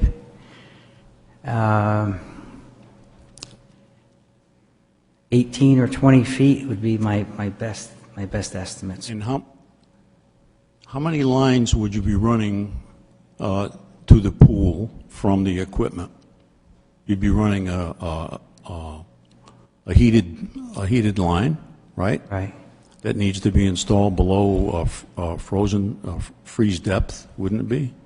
No, I don't think so. I think it'll just be buried a foot or so, because in the winter we would winterize the pool and it wouldn't be used. So we wouldn't need to put that down 4 feet. In fact, all the pipes that are coming out of the pool are only a foot below the pool level, and they'll be connected. Just subsurface, but not. So you're running at least two water lines, one for heat, one for filtration. Yes, no. There are 3 pipes that go into the pool. Okay. I think they're all what the contractor calls home runs, which means they all come directly from the filter. I don't know if that's an issue to minimize repairs in the future, and I don't know when the heat get introduced. I'm not quite sure about how all that works. So your testimony is that's about an 18 to 20 foot run, you feel, to get to the pool? That's my best estimate. Yeah, I have not. So suppose you shorten that up by half and move the pad 10 feet away from the propane to the southeasterly location, which would place it closer to the pool and off the property line, maybe 4, 5, or 6 feet. What's wrong with that? In other words, if you look at on the other side of the pool, are you saying? No, if you look at your site plan and you move that pad to where it says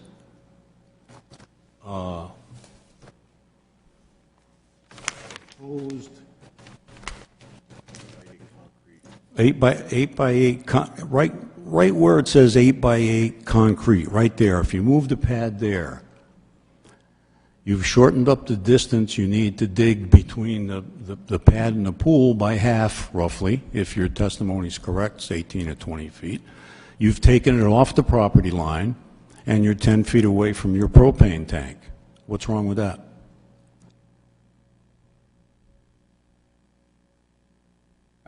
Are you saying where the numbers 8 by 8 are? See where it says 8 by 8? G. If you move that pad to the letter G, you've shortened up the distance you need for the lines to the pool. Yep. And you have, assuming you're 10 feet away from that propane tank, which it looks like based on just a guesstimate of scale here, and then you're maybe 4 or 5 or 6 or 8 feet off the property line. What's wrong with that? Yep, I don't know. I didn't consider that area, and I'm just reluctant to comment because I don't know how the corner of the pool to the propane is. I'm not sure. To me, it would be some economies of scale because you don't have to go 18 or 20 feet from the equipment to the pool if you only have to go 8 or 9 feet or 10 feet. And you have a shorter distance, it would seem, to the propane. So my question is least relief necessary. That's troubling me. Thank you. Mr. Diamond, you have any questions about this or thoughts? No questions at this point. I share similar concerns, specifically about servicing the generator, without seeing a spec sheet and understanding what the clearances are required, to be able to access this thing. It is a little bit troubling to think about, obviously, down the road, if there were to be a replacement or a significant repair necessary, how to actually access that. If it's as close as, 18 inches from the property line, that seems awfully close. So I would say, like, at minimum, if there was some sort of condition if the pad were to stay in the same place as proposed, but if there was some condition where this would be rotated, the actual generator would be rotated, or just set in a certain part, like I guess the southernmost edge of the actual pad itself, that would make me feel more comfortable. But the fact that it could get as close as 18 inches off the northeastern edge of the pad is a little bit troublesome to me as well.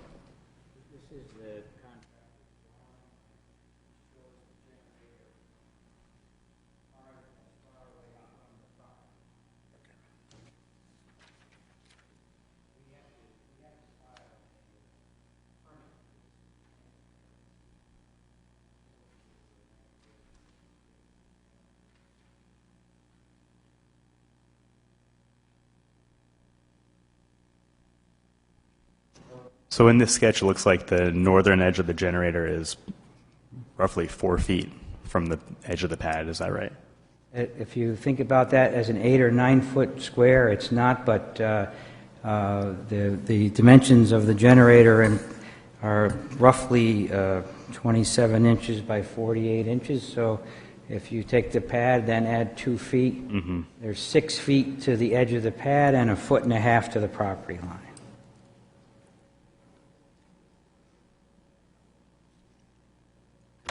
Mr. Chairman, Yes.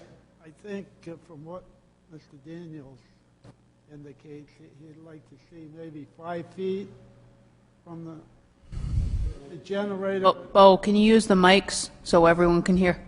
Thanks. Yeah. You're looking for 5 foot from the property line? At a minimum. I think... I don't have a minimum, except that I'm not sure that this application can stand on its own for least relief necessary. I think there's other options here that would provide more than 1 foot. 1 foot, as my colleague Mr. Diamond just pointed out, is problematic. Well, that's with the pad. I think he has some setback standards that he has to meet under the propane tank that's in the ground existing and where the pad goes, and meeting that 10-foot requirement under the building code, separation of the generator to the fill point in the tank. I think from what you give us, I think if the board saw fit to grant you a 5-foot setback for your generator, I think from what you show us, you should be able to meet it. That would be perfectly acceptable. That would be perfectly Put your acceptable. other equipment, Right. you know what I'm saying? That's perfectly acceptable and reasonable. I'll put it. And I think that would work out. So this is really helpful, because it seems like he actually did scale it. This is, the 1 square, 1 foot sort of rule. And it looks like to be about 5.5 feet from the property line for where the generator is on this sketch. So if we did say 5 feet, it's not the pad, it's the generator. I understand, but the pad is a structure. And the structure is a foot from the property line. Yes. Is that the least relief necessary? That's the structure. You can put anything you want on a pad, but the structure is the pad, right? Right. Mr. Daniels, yes. So the generator would be the structure. The pad, like a patio or any kind of concrete apron, wouldn't be considered a structure and have to meet a setback. It would not be considered. Would not, no. Okay. Not under the ordinance currently, no. Some towns do treat it differently, but So you can pour a pad right up to a property line if you want to. You can pour concrete, hardscape. provided you're not discharging any water onto their property, potentially, yes. And assuming you're digging from your own property, technically. Yes, you could. Okay.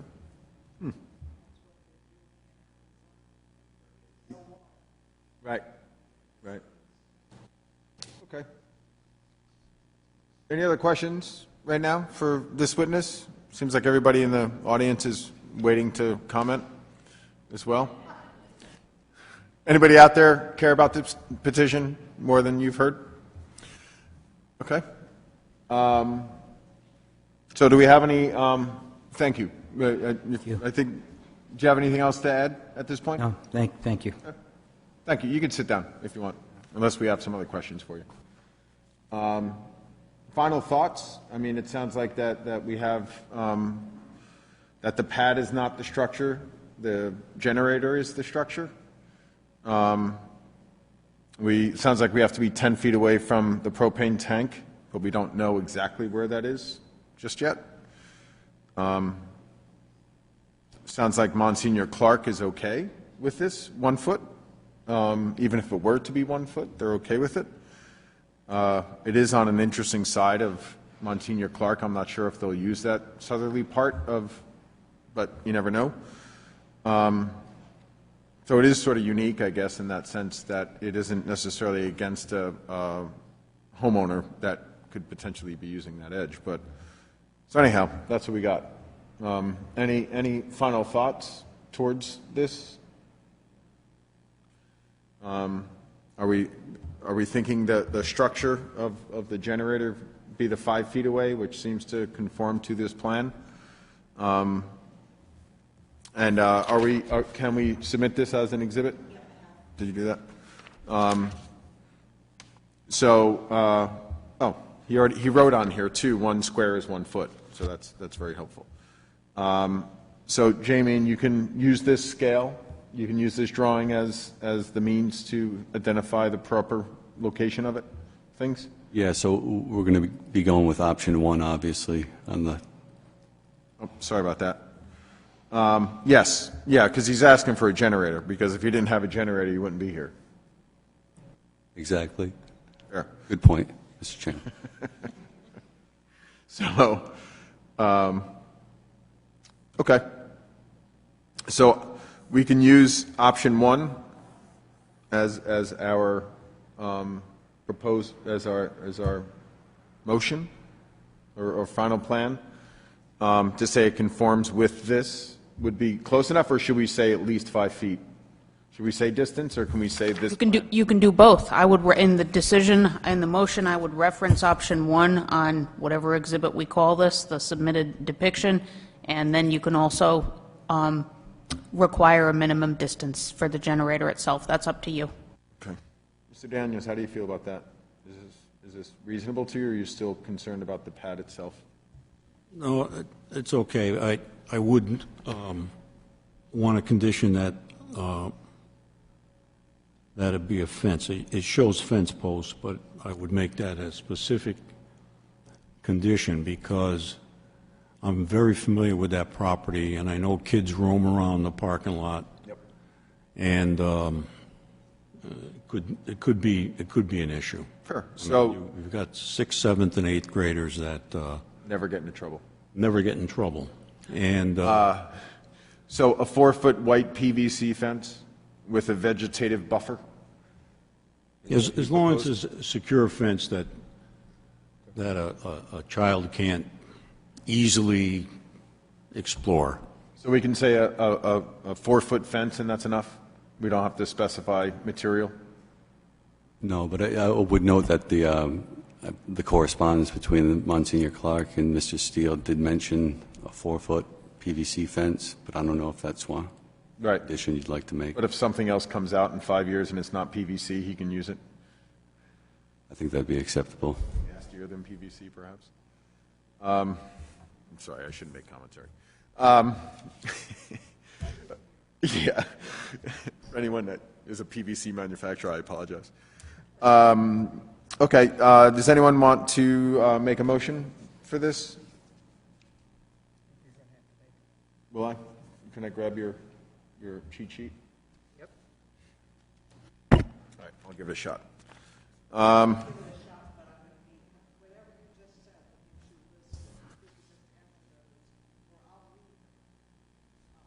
mean, I don't mind. I don't mind reading it in, if it's just.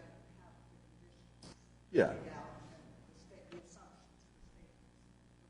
I'll just read it in, because then that's fine. Okay, so this is Mr. Steele. Okay. So this is, I'll make a motion to approve the application of Brian J. and Anna B. Steele of 33 Peckham Ave, as read into the record. Mr. Steele presented his need for a generator, or his request to have a generator installed per his plan, which is on the northern edge of the property abutting Monsignor Clark. He requested that the pad was going to be 1 foot away, but there is a drawing that has option 1 on it that indicates the pad 1 foot away or so, but shows the generator about 5.5 feet away. So this option 1 submittal will be our plan. So no one else spoke on this petition. So there were no opposition to it. And like I said, we have the submittals into the record as well as this additional option 1.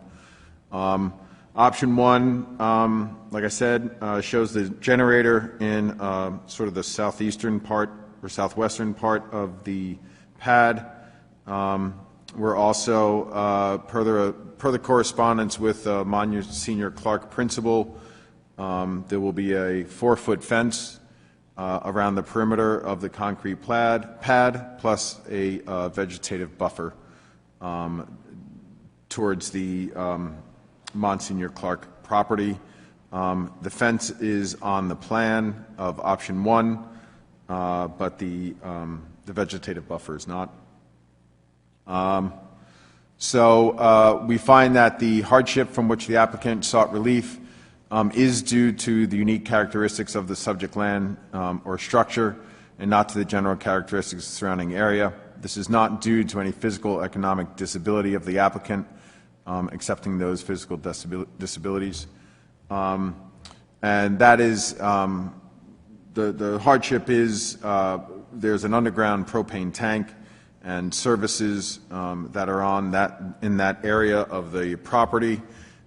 So the location of the generator in that spot is not only practical, but it's also the most feasible relative to where the existing services for the electrical and the propane. And also that Monsignor Clark principal was fully supportive relative to all the specifications provided by the owner of the generator itself. We find that the hardship is not the result of any prior action of the applicant, and does not result primarily from the desire of the applicant to realize a greater financial gain, because this is not the type of project that's solely for financial gain. This again is for the convenience of the location on the property. We find that granting this variance will not alter the general character of the surrounding area or impair the intent or purpose of the zoning ordinance or the comprehensive plan upon the ordinance is based. And that's because this is an unused portion of the Monsignor Clark property, so we don't feel that it's going to have an impact on the area. And the granting of the relief is the least relief necessary. We talked about that to great extent, where we talked about the fact that we want to make sure the generator is serviced and that it needed more than a foot. And that's when we were presented the option 1 plan that showed the generator about 5 feet away from the edge, giving it sufficient room. So we feel that this is the least relief necessary. We find that the hardship suffered if the owner of the property, the dimensional variance is not granted, will amount to more than a mere inconvenience, because if they weren't able to get the variance for the location of this, they would have to dig up and relocate a variety of services on the property. And since this did not have impact to the neighbors, having it in this location wasn't seen as an issue. With that, I'd like to make a motion to, Aye. Mr. Brown? Aye. Mr. Daniels? Aye. Ms. Walsh? Aye. Motion passes, all 5. Congratulations. It's all set. All right. Sorry, I got thrown off because I eyed me first. So, next we have the petition of William R. Morse of 400 Robinson Hollow Road of Richford, New York, 13835, for a special use permit under the zoning ordinance as follows. The applicant is seeking to replace an existing 280-foot seasonal cottage with a 397-square-foot recreational vehicle, RV. The proposed RV will not exceed 50% of the previous floor area, nor will it be located closer to the neighboring units. Lot size is 7.67 acres. This special use permit is required per the zoning ordinance 203, special use permit for addition, enlargement, expansion, or intensification, Section 608, Coastal Community Overlay District, and Section 907 are standards of relief. The owner of the trailer, 689D Succotash Road, are William and Linda J. Morse, on property owned by Village at Potter's Pond, located at South Kingstown, Assessors Map 87-3, Lot 550, and is zoned CW. For this, we have application signed and dated May 3rd, 2022, owner authorization form that was signed and notarized on May 3rd. Park model cabin spec sheets, 4-page, proposed site plan, 1-page, prepared by East Greenwich Surveyors, LLC, and dated April 11th. Cited photo, 1-page site plan Google area photo, May 3rd, 2022, 200-foot radius map and a butters list, legal notice, proof of certified mailings, and notarized affidavit of mailing. And there was one recent correspondence, which is the Village of Potter's Pond Board dated June 13th, 2022, essentially blessing the proposed application. So, who's here? Hi, I'm William Morse, M-O-R-S-E. And you swear to tell the whole truth and nothing but the truth? I do. Right or left, we'll still believe you. Okay, Mr. Morris, what would you like to do? I purchased the unit, 689D, approximately 3 years ago. When I purchased it, I knew it was in disrepair, severe disrepair, and basically I purchased it because of the location. I intended to remodel it, repair it, and add an approximate 10-foot addition on it. But when I had my contractor come in and look at it, and a crane company, I was going to have it lifted up by a crane company, we came to the conclusion it was best just to demolish it and replace it. So that led us to figure out this park model unit because it fit in with the specifications that I would have to adhere to with the town, less than 50%. And the park model unit has a side entrance, which aesthetically is what we were looking for. So it would be a rather simple removal and replacement. You just roll the park model in. It's complete with utilities, and it'll be easy to hook up. I think it'll be a very nice addition to the community. I don't know if you're familiar with the community. It's that little park across the channel from the Matunic Oyster House. Easy to walk to.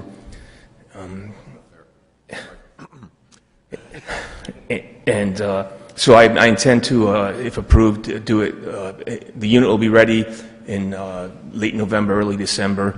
So I'll do the work then, and most of the units will be closed up for the winter, so I won't be disturbing anybody. I spoke to most of my neighbors, and they're all, very much in approval of it because the unit that is there now is probably the worst unit in the park. It's old, decrepit. And if you take a good look at it, for example, the floor joists are 2x4s, and they're 20 to 24 inches on center. It's just really a dilapidated little unit. Yeah. So that's about it in a nutshell. A simple install. I'll do it at a time when it won't disturb the community. The board had some modifications to what I thought I'd do. For example, it comes with a loft. I'm working with the company to have the loft removed, and if they don't remove it, I'll just have a contractor remove it or do it with myself. And it shouldn't be that simple, and it won't. There's nothing structural about the loft, so it won't disturb the unit at all. And they had some other modifications, but they're mostly aesthetic. That's the significant one is the removal of the loft before I bring it onto the property, and I've agreed to that. So It's a really unique looking park model cabin. I mean, is it really laminated on the outside, or is that? No, it's you know, like milled wood trees, and the color of it, and it's yes, it's laminated. It's part of the sealing process and stuff like that. I asked the contractor or the people constructing it if they could change the color, and they're not really willing to do any modifications. It's just take it or leave it. And in this environment of housing expenses and stuff like that, I took it. Yep. So. And Jamie, this does conform with all the regulations we have for that community in terms of size and all that?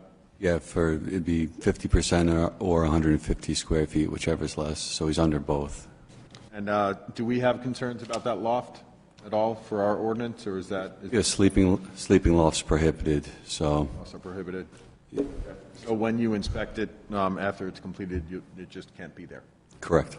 Oh, very good. You'd show up with it, but it just can't be there when you're inspecting.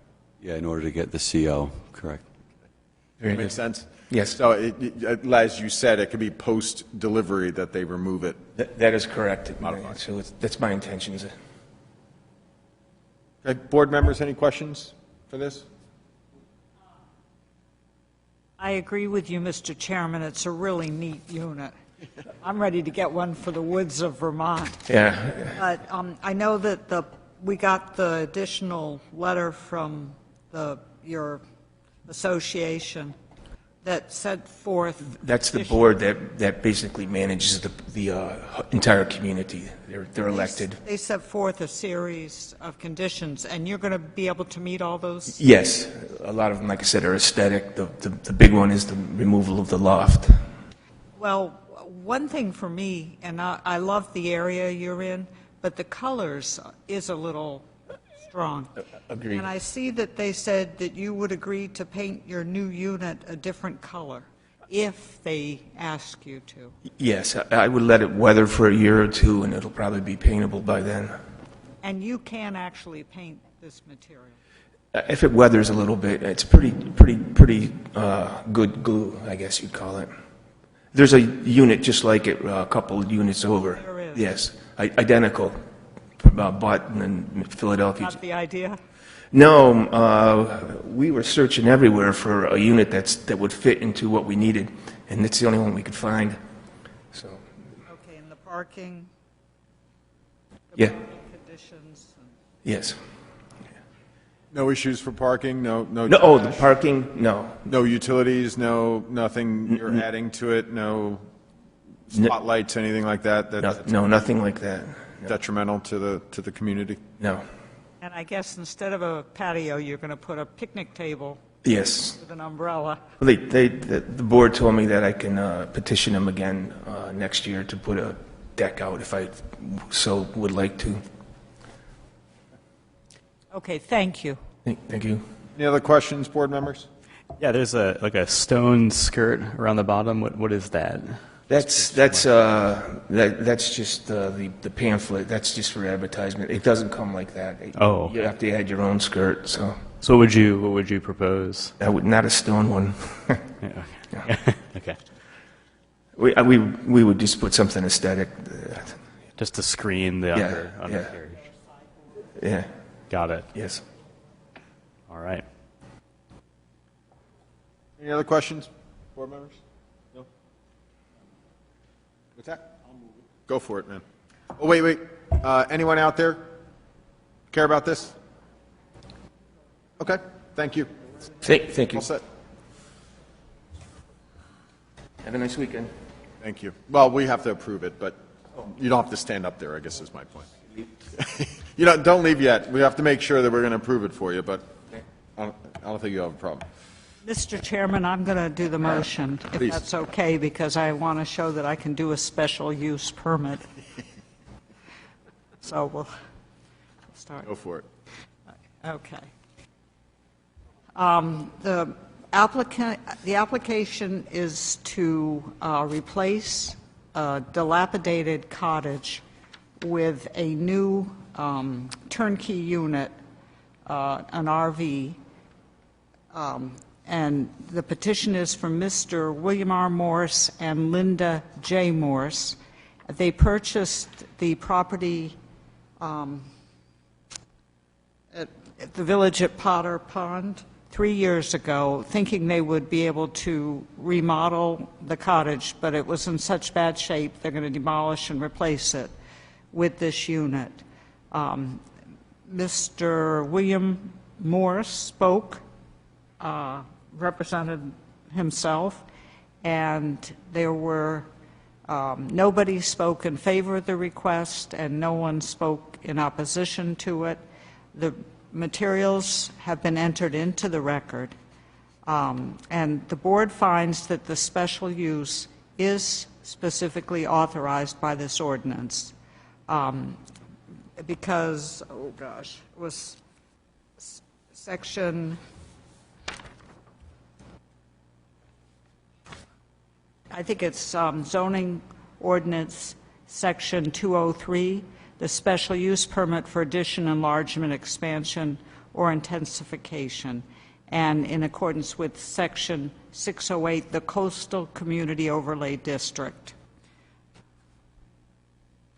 The board finds that the special use meets all of the criteria set forth in the subsection of the ordinance authorizing such special use, because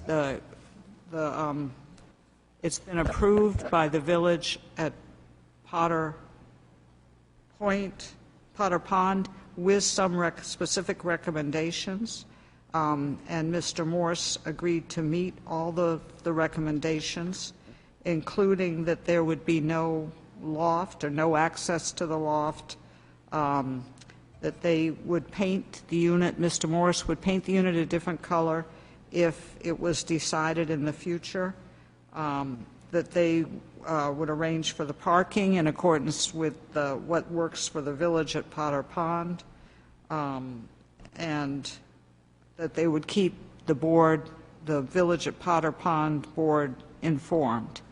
And the board finds that the granting of the special use permit will not alter the general character of the surrounding area or impair the intent or purpose of the ordinance or the comprehensive plan of the town.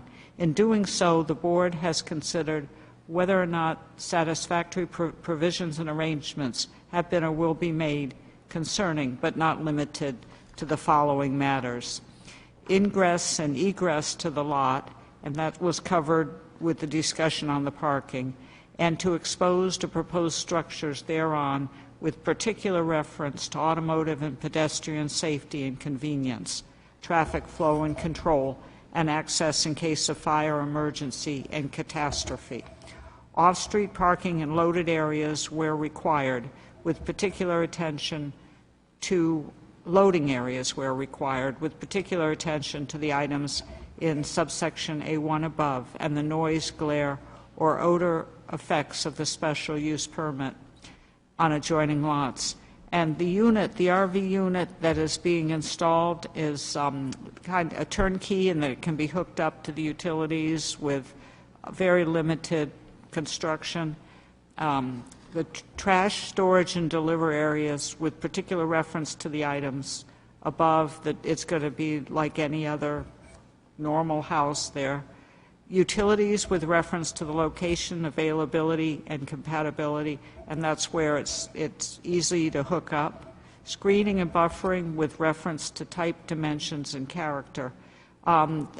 Signs, if any, that's probably not relevant in this case, and exterior lighting with reference to glare, traffic safety, compatibility, harmony with lots in the zoning district. and this is very compatible with the other units in that area. Required yards and other open space, and general compatibility with lots in the same or abutting zoning districts. Because the conditions for the village have been met, the unit actually has been installed in a similar location, and there is agreement on what needs to be done to complete it. So the board, I recommend we approve this application. Excellent. Thank you, Ms. Walsh. Can I get a second? Second by Mr. Brown. Any other discussion? No? Okay.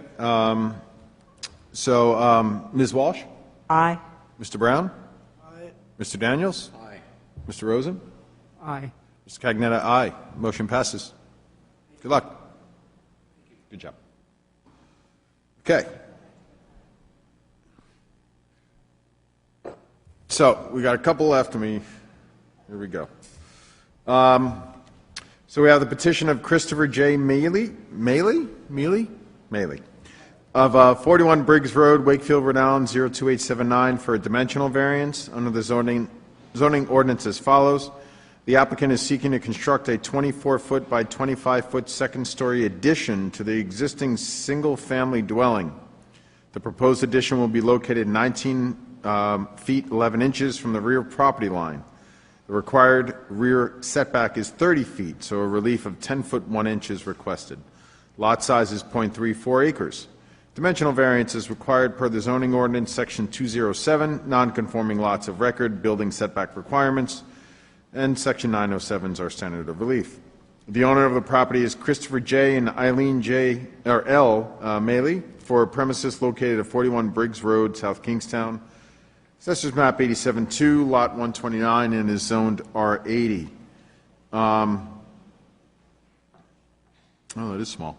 All right, for tonight we have the application signed and dated May 2nd, 2022. Owner authorization form signed and notarized April 27th, 2022. Site photo, 1 page, site plan L1, floor plans A1, exterior elevations A2, and that were prepared by ESM and dated March 13th, 2021. Plat map addendum, 1 page.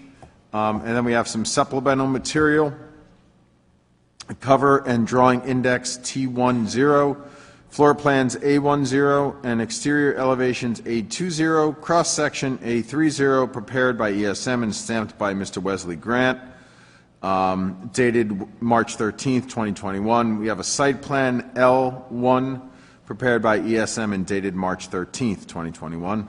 We also have a radius map of 200 feet, a butters list, legal notice, proof of certified mailings, and notarized affidavit of mailing. Good evening. Good evening. Christopher Melley, M-E-L-L-E-Y. And you swear to tell the whole truth and nothing but the truth? I do. Excellent. So tell us what you want to do. We currently have a burger ranch, 900 square foot. My parents bought it in 1978. My wife and I took it over in 2009.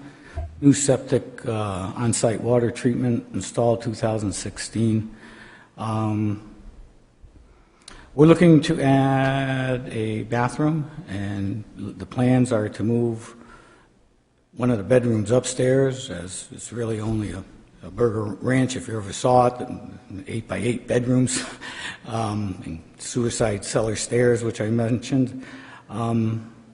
So it was built with that current zoning, and we're just going up and looking for relief so that we can add on and have, we moved down here in September, so we're full-time residents, 2 children, grandchildren, so just a little elbow room to get us where we need. Oh, excellent. Welcome. So really, you're not increasing your footprint at all? You're just correct. Correct. No. Use the existing footprint. Yep. First floor walls are all staying, saving as much as we can, and going up. Okay. Board members, any questions? No. And you're not exceeding any of the height or anything like that? No, we're going. It's even lower. I think it's 29 or something. It's not that high. Okay. Public sewer. or is it a septic? Septic, on-site water treatment system, yeah. And it's it's permitted. You're not. Are you increasing the amount of bedrooms? Or are you No, staying the same? sticking with 3, correct. Okay. All right. Yes, Ms. Walsh. So currently, it's 1 story. I couldn't tell from the plan whether part of it's 2-story, or do you have an attic? Or No, just part of we're going to go up on one side of the house. I think it's 25 by 24. No attic. Okay. Anyone out there concerned about this? Want to speak on behalf of it? No? Okay. Anybody have any thoughts about this? Seems pretty straightforward. Yeah? Okay. So, someone want to make a motion? It's pretty easy. I'll do it, Mr. Chairman. Thank you, sir. Motion to approve the petition of Christopher J. Melly, 41 Briggs Road. The property is located at that address. For dimensional variance, the application and the documents were read into the record by the chairman. The applicant is seeking a relief of 10 feet 1 inch on the rear yard setback, which is required to be 30 feet.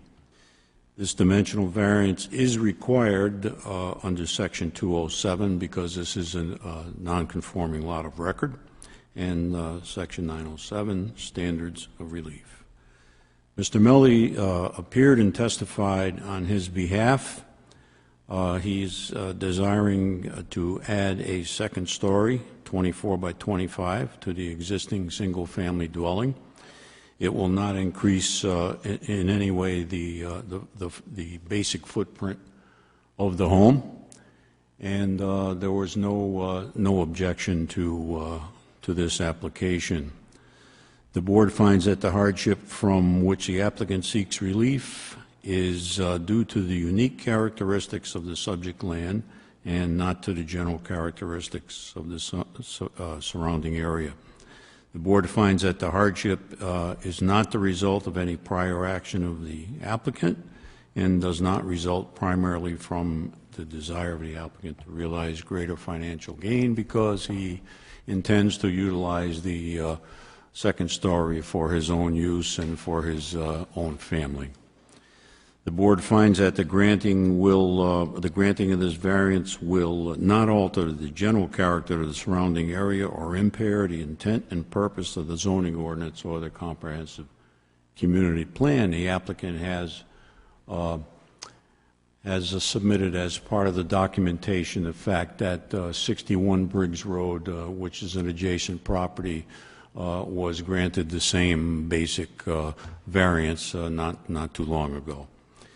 It is the least relief necessary, once again, because it's adding a second story, and he's not going left or right or up north or south on the property, and in order to gain additional space, living space, the only option is to go up to a second story. If we don't grant this variance, this would amount to more than a mere inconvenience, once again, because the property owner, Mr. Melly, would not be able to utilize his home for additional living space, which is what he wants to do with the addition of the second floor. There are no conditions with this request, and therefore I move passage of the petition. Thank you, Mr. Daniels. Is there a second? Second by Mr. Brown. Any other discussion? Hearing none. Mr. Daniels? Aye. Mr. Brown? Aye. Mr. Rosen? Aye. Ms. Walsh? Aye. Mr. Cagnetta? Aye. Motion passes. Good luck. Upwards and onward. Sorry. It's getting late. Next we have the petition of James Gallagher of 163 Juniper Road, Wakefield, Rhode Island, 02879, for a dimensional variance under the zoning ordinance as follows. The applicant is seeking to demolish a 10-foot by 16-foot deck and construct a 16-foot by 25-foot deck attached to a single-family dwelling. The proposed deck will be located 25 feet from the rear property line and 2.8 inches from the side property line. The required rear and yard setback is 30 and 10 respectively, so they're going to need 5 feet and they're going to need 7.4 inches, 7 feet 4 inches for relief.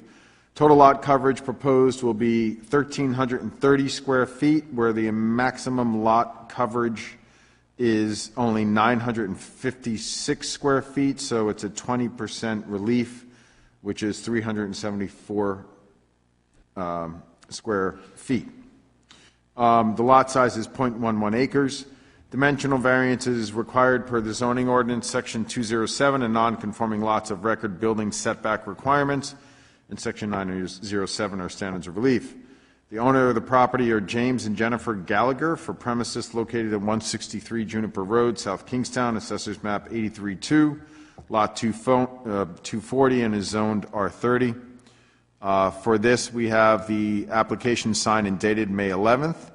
Owner authorization form signed and notarized May 11th. Existing site plans, 1 page. Proposed site plan, 1 page. And a 200-foot radius map and a butters list, legal notice, proof of certified mailings, and then there is a notarized affidavit of the mailing. So, and you are? Good evening, everybody. My name is James Gallagher, Gallagher, of 163 Juniper Road. And you swear to tell the whole truth and nothing but the truth? I do. Go ahead, Ms. Gallagher. What would you like to do? Once again, good evening. Thank you very much for your time. We just purchased this property a year and a half ago. When we purchased the property, the deck did need repair. There's a bit of a sway to it, so our plan was to take that down. So we are hoping, obviously, it is bigger than the old deck that is going down. We plan to put on a larger deck and a bit more, let's say, family-friendly deck. It's a smaller deck right now. We have a large family. Not everybody will be staying there all the time, but we also have family members next door. The house is not, let's just say it's not an estate. It's about 750 square feet. Our kitchen is very small, so we can only really sit comfortably inside of our kitchen to eat dinner and breakfast, lunch, if you will, for maybe 5 people tops, comfortably. So we're hoping, we plan to do most of our dining outside like we do. This is our second home in Rhode Island, but we hope it's our first home. At our first home, we have a large deck where we do our dining outside in the summer. We hope to enjoy the same here in Rhode Island. So the plan is to not only take down the deck, which it is a bit of an older deck, it does need work. It has to, either way, it should come down. We also want to make that deck, again, a little bit bigger. My daughter she has spina bifida. She does use Lofstrand crutches to walk.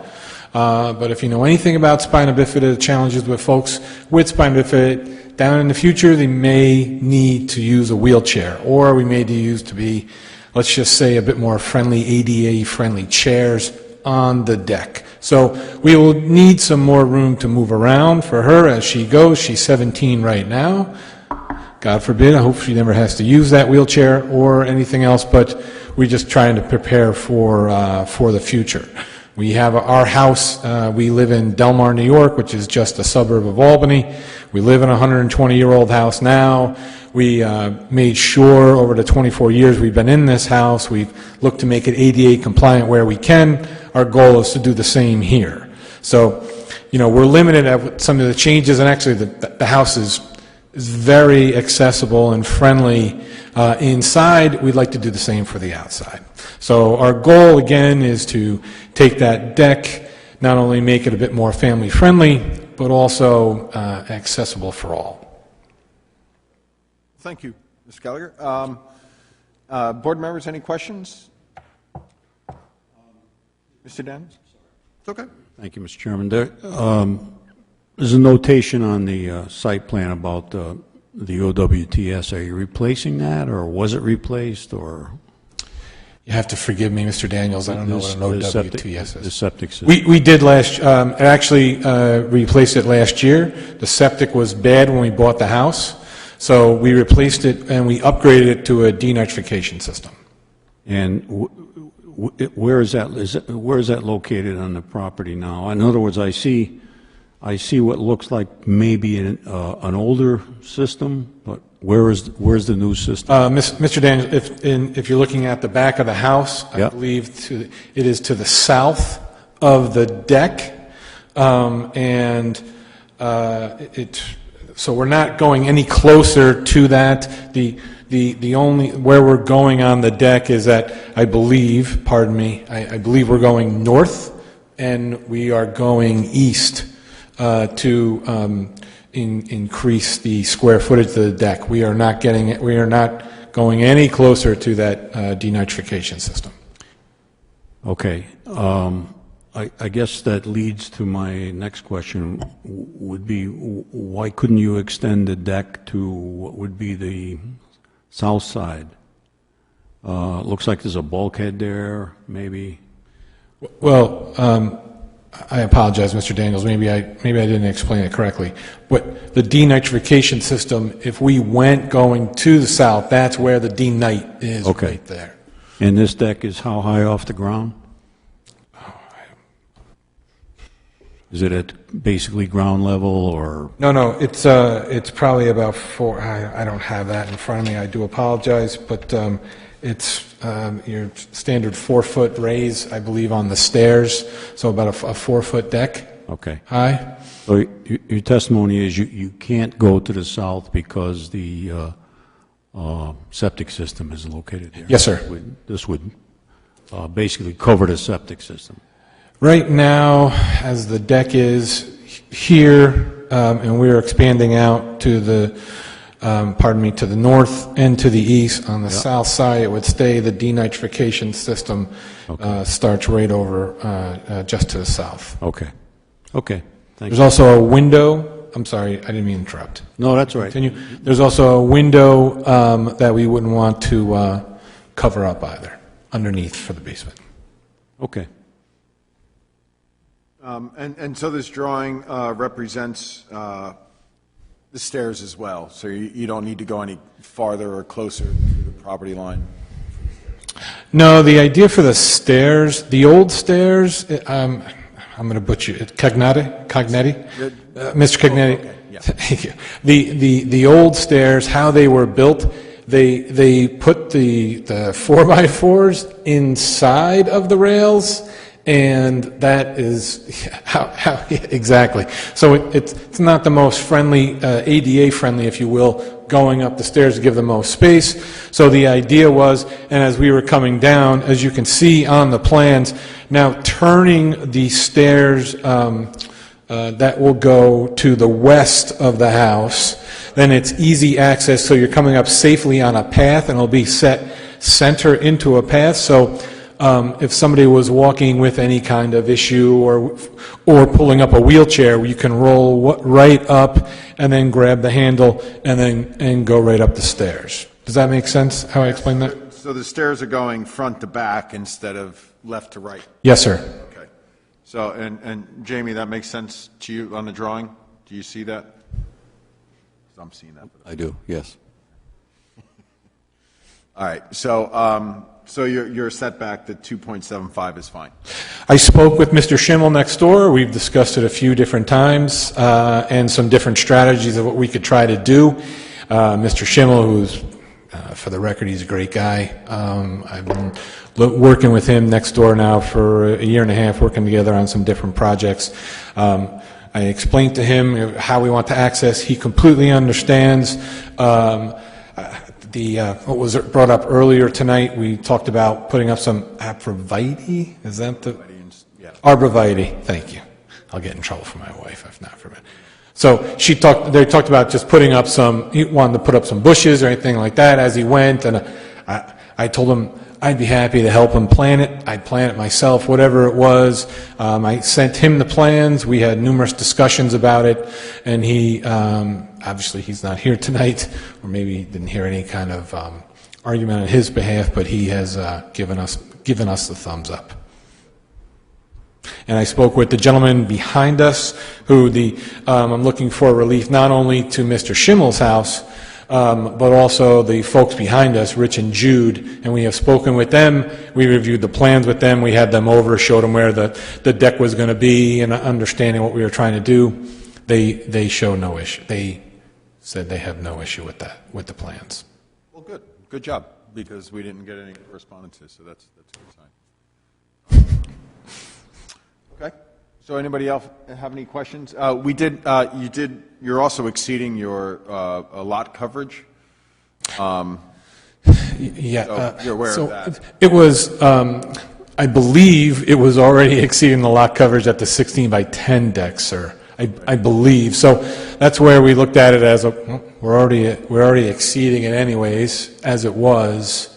That's that's where we went for a larger deck. And so you're not adding any impervious material or anything to the site, like so drainage, you're not going to increase any runoff or anything like that? No, sir. I mean, I think that's just more of a respect thing than an requirement, but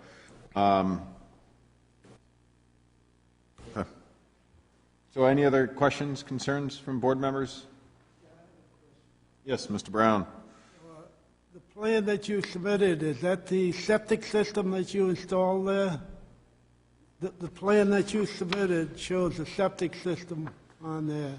I believe. Is that the new one that you installed?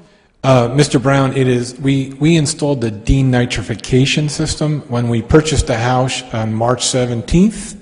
Finalized. Happy St. Patty's Day. When we purchased the house, we knew the septic had to be replaced. It was usable. We could still use the house. So we replaced the septic system, and that was done in November of last year. Is this the plan that you used to replace the system with? Honestly, off the top of my head, I don't know if that is the same drawing. Do you mind if I take a peek at that? Can I come over? Thank you.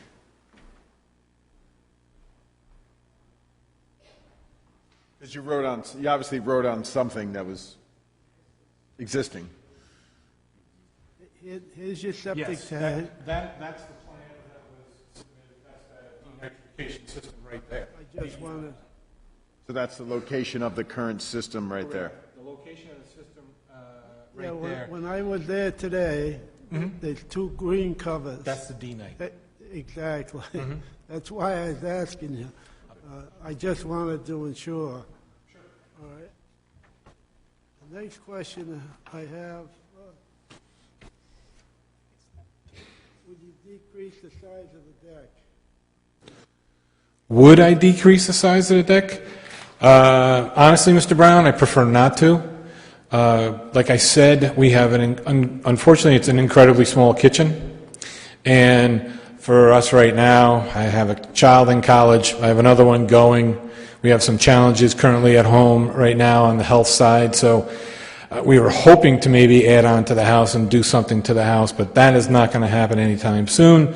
So the best way for us to really fully enjoy the house in the summer, we thought, the best way is really to make the deck a bit larger, where we could have a sitting area and we can have an eating area.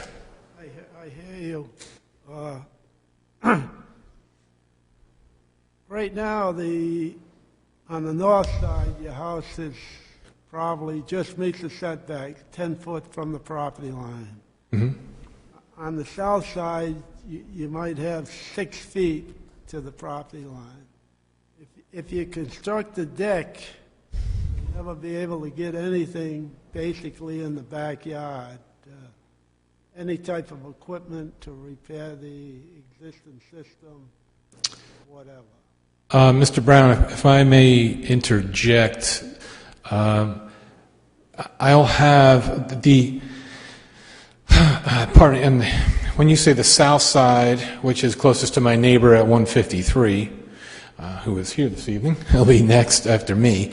But there is a complete alleyway where I can access there that is completely open on the south side of the deck. My suggestion would be that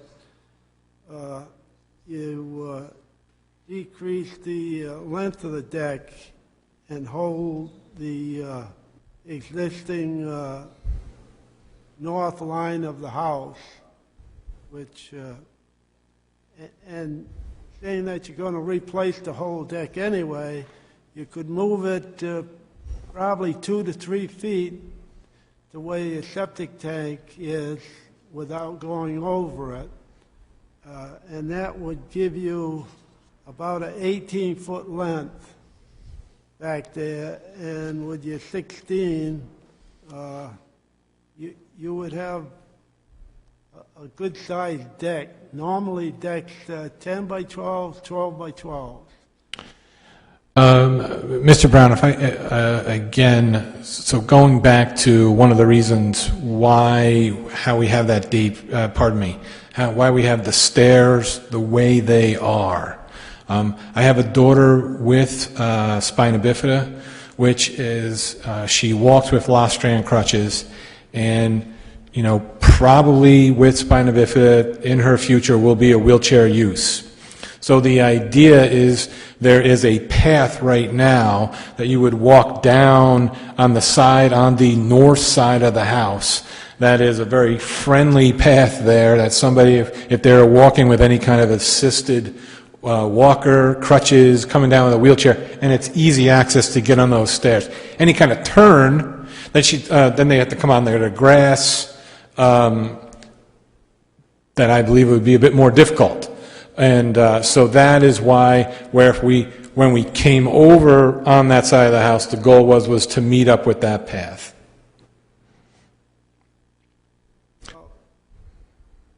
You know, you're exceeding the lot coverage. Correct. By 374 square feet. You'd still, even if we shrunk the new deck by the proposal that I proposed, you'd still be exceeding the lot coverage. But And you're absolutely correct, Mr. Brown. 112 feet less than what you proposed. I just think that's probably, we have to grant the least variance that was put before us. Sure. And again, I'm looking at access in the future to the back of your house. You know, right now, your in-laws or brother-in-law, sister-in-law lives next door. That property may not forever be in their name. Fair. And you may not have an alleyway to get to the back of your yard. Now you got to tear your deck off to get to the back of your yard. Um, I'm sorry, go ahead.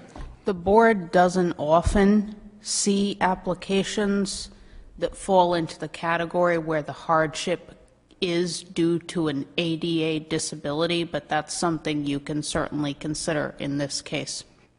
So it doesn't require any documentation or anything like that? No, no, no. Okay, good. Thank you. Mr. Brown, if I may address, I can't go any farther south on that deck. What happens, if I go farther, I start running into, I have an outdoor shower that's there, we have that we've got the denitrification, really, the denitrification system is the most important piece. I start running into that, that's a problem, right? You would not interfere with the E-Night system. And I saw your outdoor shower there. And you could move, you got plenty of room, and you got more room to your shower anyway. You still have distance in between them. I will say there's a wind of, I'm sorry, I interrupted you, Mr. Brown.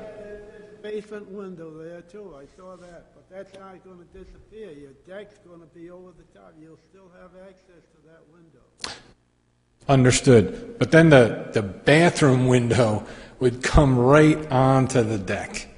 And it's kind of, well, the aesthetics wouldn't be great, if you will. If I come any farther over with that deck, I'm going to run into the bathroom window. That would be right there. Maybe you'll have to reduce the deck even further then. That would be your option. Those are my concerns. Understood.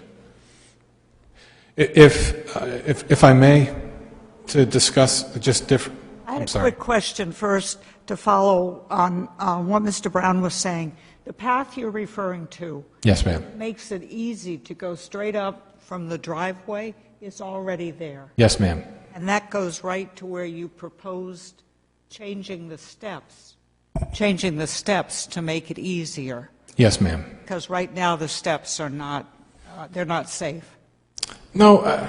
for your dog. If I misrepresented them, I apologize, and please, I don't. They're safe now. It's just they need how they were built, right? The 4x4s they were put on the inside for the rails. They should be on the outside, so there should be more space. And it's also what it is. You're coming down the path, okay, and then you got to take a right. And then you're going up. Now, This takes her on it, well, it takes you all from the driveway on an existing path. on an existing, to Right the up- grass, Right up into the deck. yeah, it takes you, then you go off, sorry, you go off the path for a step or two, you go on grass, and then you go to the steps. What I'm trying to do, I'm trying to avoid getting off the path. And I can, yeah, and I can keep in that space, I can keep at least have access to the back of the yard and to the front of the yard. And the path exists now. Yes, ma'am. And Bill, Mr. Rosen, did you go out to see this house? Yes. And the path is there? Yeah. I mean, not to question. No, it's okay. But it seems to me so straightforward to, go right from the driveway up the path into the deck. Yes. The challenge is, and I respect Mr. Brown's thoughts very much, and what we did go over this square footage numerous times trying to see where it worked out. We have existing furniture, some things that we like to do and how we like to have outside, but also in addition was, okay, we're coming over, how can we get square footage? And how can we get a little bit bigger deck in a different way? So we did look going more to the back of the house, because that would really be the best way to get it. I understand Mr. Brown's thoughts on maybe possibly going south, but I'm going to get very little going that way, and I didn't want to mess with that line. Obviously, like I said earlier, I have the denitrification system. I wanted to keep a little space from the outside shower for privacy. I had the bathroom window above and below on the basement window. So if I went to back, as you see stated in the notes, this lot size is pretty much the size of a postage stamp. So we were hoping to have a little bit of a backyard to use, have a little bit of a solo stove out there, maybe play horseshoes or cornhole, which I'm horrible at, but something a little bit of a backyard to enjoy. So that is why where we looked, let's go north, and that is why where that extra comes in. Okay. Any other questions? The applicant, Mr. Just need just some clarification, from counsel, if I may. Would you address 452430 briefly? Disability statute. I think I know off the top of my head what you're referring to. That's a disability statute? I'm looking at, It calls out 452430 paragraph 16. Yep. Yeah. That is basically a disability that would qualify under the ADA, and we certainly don't need a doctor or a letter. I think everyone generally knows what spina bifida is. That's certainly a qualifying disability. Spina bifida is the most common disability there is. I'm happy to show some pictures. She's a cute kid. But it is the most common neural tube birth defect in the United States. So it doesn't preclude the fact that he still has to make a case for. What it is normally on every application, the hardship has to be due to the land or structure. Right. Except in a case where, I don't think has primarily relied on this, but he's mentioned in his testimony, the board can find that the hardship is due solely to the disability of his family member. Okay. So I just wanted to clarify, to the extent that Mr. Brown or anyone else is questioning, is there really a hardship? And that is separate from least relief necessary. But I just wanted to let you know, as a starting point, you can tick off that box potentially just based on the fact that the family member, that his daughter has a disability. All right, thank you.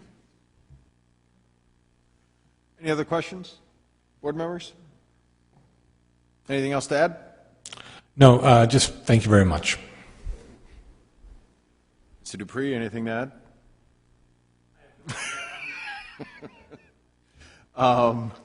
Okay. So any discussion, any thoughts, ideas? I know Bo has mentioned potentially reducing the size because of lot coverage. So I don't know if that's a shared sentiment or if that's something that. Yeah, go for it, Ms. Walsh. Yeah, Mr. Brown, you've got two concerns. One is the lot size, and the other is the location of the deck. Yes, the deck's going to be 2 3/4 feet from the property line. Answering the handicap situation, he's requesting to go directly down, but you can also go directly down, take a right, make the staircase the same as you can the other way, and there's no hardship there because the staircase is there.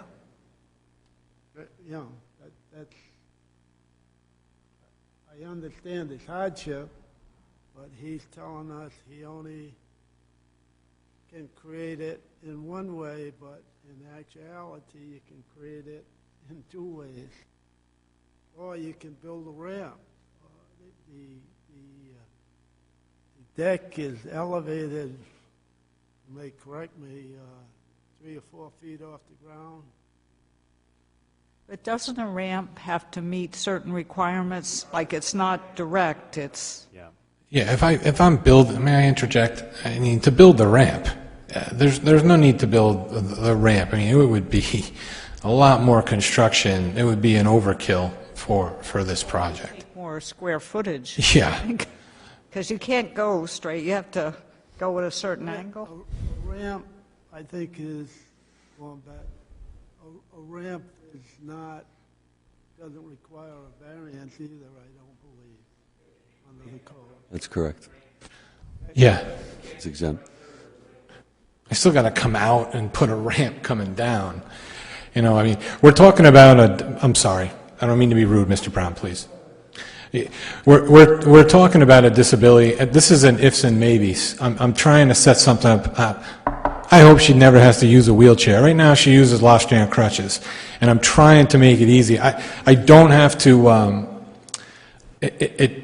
I don't have to have this house completely. It doesn't need ramp. It doesn't need a ramp, and I apologize.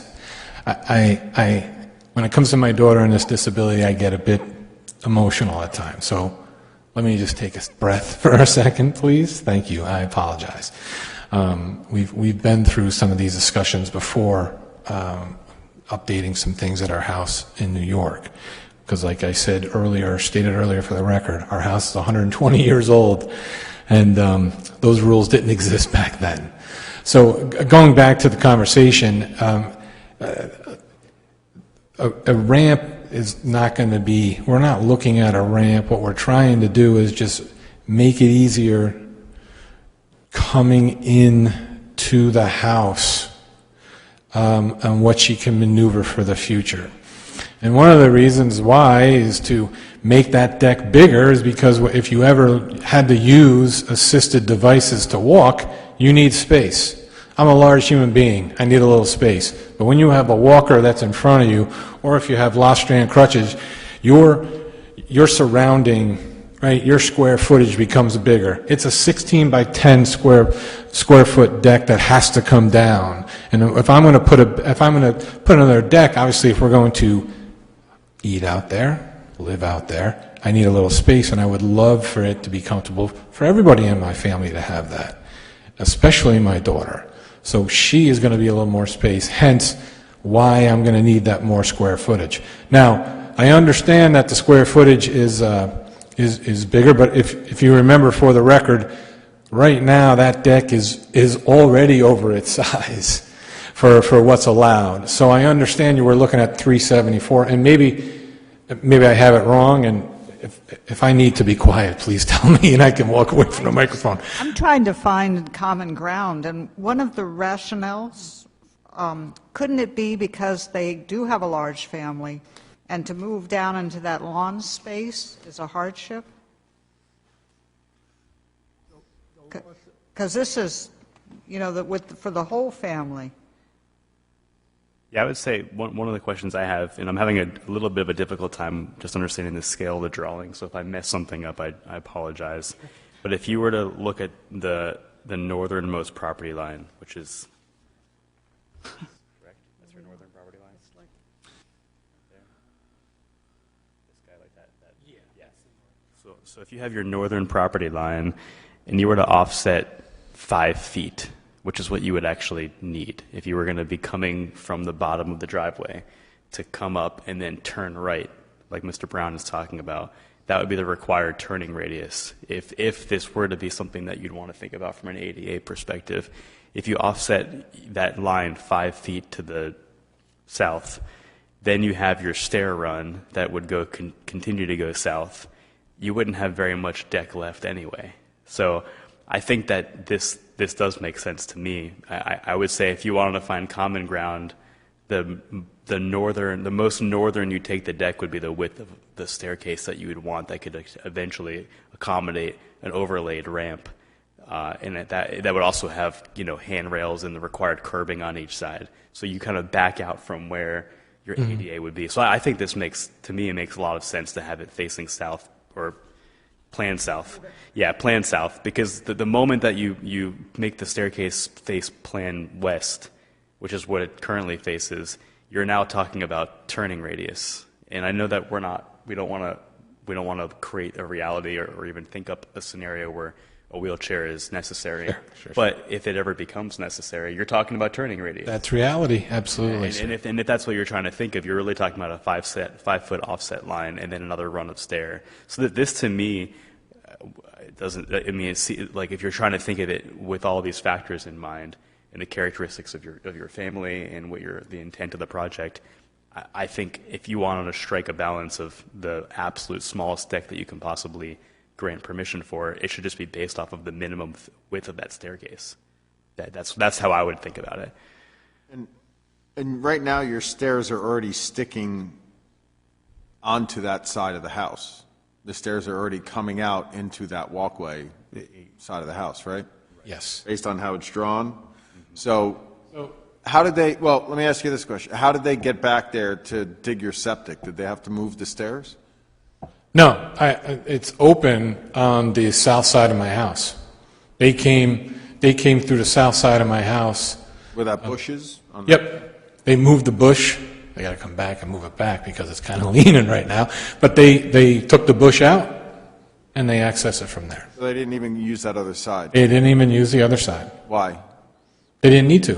Okay, because the other side was accessible? Perfectly accessible. And were the stairs in the way?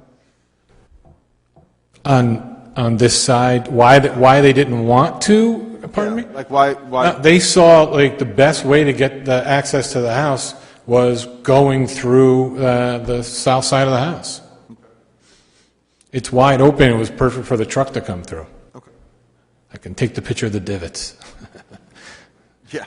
You probably saw them, whoever was out there the last couple of days, you saw those divots in my dirt I'm trying to cover up now. Any other questions, board members?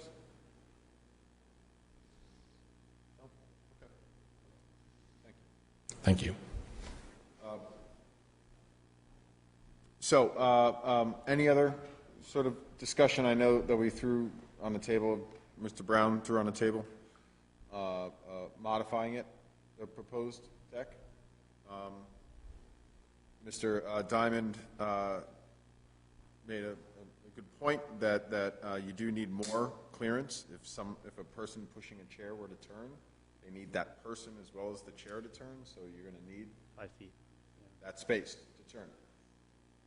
You know, so it's you know, the stairs are already sticking out that side, so I don't feel it's an encroachment thing. You know, and in terms of coverage, you know, I don't know. I'm not sure what the coverage really is intended for per se. If it's a water thing or if it's a you know, what the real intent of it is, but it's a deck, and it seems like that it would be a lot more porous than if it were part of a building. Yeah, I would distinguish lot coverage from pervious surface. I mean, it doesn't have anything to do with it, Yeah. but okay. So, forget that. So I don't know. So I don't know if we have more ideas about this. We want to try to make a motion. I don't know how folks are feeling, if this is going to make it through as proposed, or if we feel that to get the support, we're going to need to change it. Mr. Chairman, I feel like the applicant has made a case that the hardship is a disability of his daughter. I have no problem at all with what he has submitted and what he has testified to. I think it's the least relief necessary for the fact that the hardship is a disability, is the disability of the applicant or the applicant's family. So I would certainly support the application as is, without change. And I think he's made the case that, he certainly testified and made the case that they need additional room. He has a large family. And that outside space doesn't bother me that it extends the lot coverage by 20%. There's no objection here from anyone, neighbors, anyone else. So I can support it as is. Well, I don't have any problems with it. This is a small house. And there is a disability involved, and I would vote for it. So, we only need 4 votes. well, that's what I'm kind of asking. You know, so I mean, does someone want to try to make a motion? Or does someone want to make a motion? I'll do it. Try, sure. Certainly do it. Thank you, Mr. Chairman. This motion to approve the petition of James Gallagher, 163 Juniper Road in Wakefield. The dimensional variance is required because this is a non-conforming lot of record, and Section 207 requires a dimensional variance be approved, and Section 907 grants the standards of relief. The application was read into the record by the chairman. The documents were submitted and identified for the record. And what we're seeking here, what the applicant is seeking, is setbacks of 10 feet on the side, relief of 5 feet and 7 feet 4 inches is requested. And he's also requesting a 20% relief in the maximum lot coverage, because the total lot coverage will become 1,330 square feet, and the allowable coverage is 956. Mr. Gallagher testified on his behalf.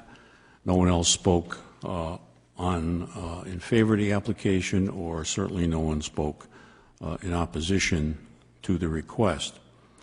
The board finds that the hardship from which the applicant seeks relief is due to the physical and disability of the applicant's family member, based on the testimony that we have from the applicant. The board finds that the hardship is not the result of any prior action and does not result primarily from a desire to applicant to realize greater financial gain because he intends to utilize the home for his large family and has no intention or did not testify to any intent to market or sell the property once the variance is granted. As it will certainly not alter the general character of the surrounding area or impair the intent or purpose of the zoning ordinance or a comprehensive community plan, because the deck exists already, but it needs repair, and he's enlarging it to make it much more convenient for the members of his family. It is certainly the least relief necessary, once again, because we have testimony that more space is needed for his daughter that does have a disability, and more space is needed for her to be able to function and for the large family to utilize the outside area during the summer months for eating and for recreation. The hardship, if we don't grant this, amounts to more than a mere inconvenience because, as I've stated, the extra space is needed to accommodate the disability, for one, and to accommodate the larger family. This is a small structure, and there is testimony that the kitchen area is small, the dining area is small, and this is used in the summer by the applicant, and it certainly will increase the ability of the applicant to enjoy the property to a greater extent. There are no conditions, and I move passage of the petition. Thank you, Mr. Daniels. Is there a second? Second. Second, Mr. Rosen. Any other discussion? None? Mr. Daniels? Aye. Mr. Rosen? Aye. Mr. Brown? Mr. Cagnetta? Aye. Ms. Walsh? I know I did mine wrong. Aye. Aye. Motion passes. Good luck. Very much to the board, and especially to Mr. Brown. You do a thorough job. So I appreciate your watching out after the community. And I mean that with all respect. So thank you very much. Thank you very much. Enjoy your time here. Thank you for being here. So, finally, the petition of Chad Dupuy, thank you, 153 Juniper Road, Wakefield, Rhode Island, 02879, for a dimensional variance under the zoning ordinance as follows. The applicant is seeking to demolish a 6-foot by 15-foot deck and reconstruct a 12-foot by 27-foot deck. Yes. With a 12-foot by 12-foot L attached to the existing single-family dwelling. The proposed deck will be located 18 feet from the rear property line. The rear required setback is 30 feet, so he needs a 12-foot setback requested. The lot size is 0.34 acres. Dimensional variance is required per the zoning ordinance, section 207. Non-conforming lots of record, building setback requirements in section 907 are standards of relief. The owner of the property are Chad C. Dupuy and Karen R. Racine for premises located at 153 Juniper Road, South Kingstown. Assessors map 83-2, lot 241, and is zoned R30. For this, we have the application signed and dated May 11th, owner authorization form signed and notarized May 12th, an existing site plan 1 page, proposed site plan 1 page, and deck framing plan of 2 pages. And you are, sir? Chad Dupuy. I'm the owner of 153 Juniper Road, along with my wife, Karen. Okay, Mr. Dupuy, do you swear to tell the whole truth and nothing but the truth? I do. Right. And just spell your last name for us, please. D-U-P-U-I-S. All right. So what would you like to do? Basically enlarge the deck. Right now, it's only 6 feet, comes off the back of our house 6 feet, which is just a really small space. Right now, we just literally have a little table out there and 2 chairs, and it has to be pushed up against the house and walk around it. So in terms of room, we just don't have enough. Again, our house is pretty small. We don't even have a dining room. We have a counter that we can sit at in the kitchen, and again, the kitchen is pretty small, so we definitely love to utilize the outdoor space. And so why not go, I don't know directions here. Can you go towards the galleys at all? Like, do you really need that side yard, the backyard setback of the 18 feet? Is there any other? Well, go? Yeah, because when you can't even walk around that deck right now when you have a table on it. Right. So you can't even move, you can't have a table on it and move around. Well, I mean, you're asking for the 12 feet. Like, do you need the 12 feet? I believe so, yeah. And for your sides, you're not getting any wider than the... Not getting any, yeah, no. All right. Board members, questions? No questions. I don't have any problem. He's squaring it off to be consistent with the house, so I don't... I mean, a 6-foot deck isn't much. He's going another 6 feet, and it makes it a more livable, more usable deck, I would say. Yeah, I agree with Mr. McDaniels. You're only adding 6 feet. I mean, it's already non-conforming. So, yeah, it's at 24 feet now, and we're going an additional 6. Yeah. Or the closer to the back lot line. And 6. And that's the only variance. The rest of them we're not going any closer to any sidelines. And no concerns about access for anything on your property? You're not going to... No. You can still get around everything? No, we have a triple lot, so we have, it's partially fenced in with 2 gates to get in on either side of the property and get around back. We'll still be able to get it around the back of that deck from either side. Okay. Any other questions, board member? Yes. Mr. Rosen. The fence, you've got .34 acres, right? Yes.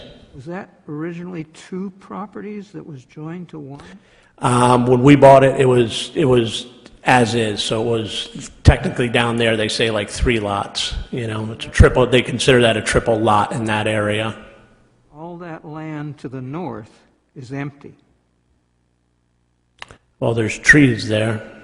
Yeah, well, Yep. and there's grass, too. Yep. Why can't you go the deck to the north? If you look at the plans, we are going to the north and then joining it with the side of the house. Because there's kind of on the back of the house, there's like a sunroom that sticks out, and then there's an L shape. So we're just wrapping it around that and connecting it to the house. Why do you have to go to the back property line, which is to the east? Or the east or the west? I'm not sure of the directions. I'm sorry. To the back of the property. Yep. You're looking for a variance of... An additional 6 feet from where it's at now. Why can't you go in the northern direction instead of going to the west? That's the door that walks out. So again, it's just you're walking out from the back of the house. You have a door that walks out there, and then you're just walking on to just like a small platform. So I think the additional space is needed.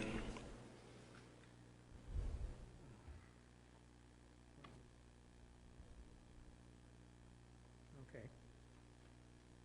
Thank you. Thank you. Do you have any steps? There's one step.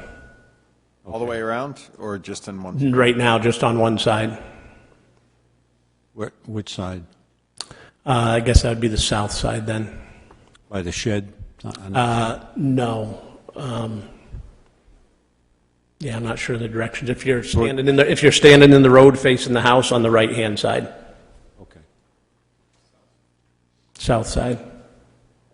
What is the distance from the deck to the shed? 6 feet? From the deck to the shed. The proposed deck, I should say.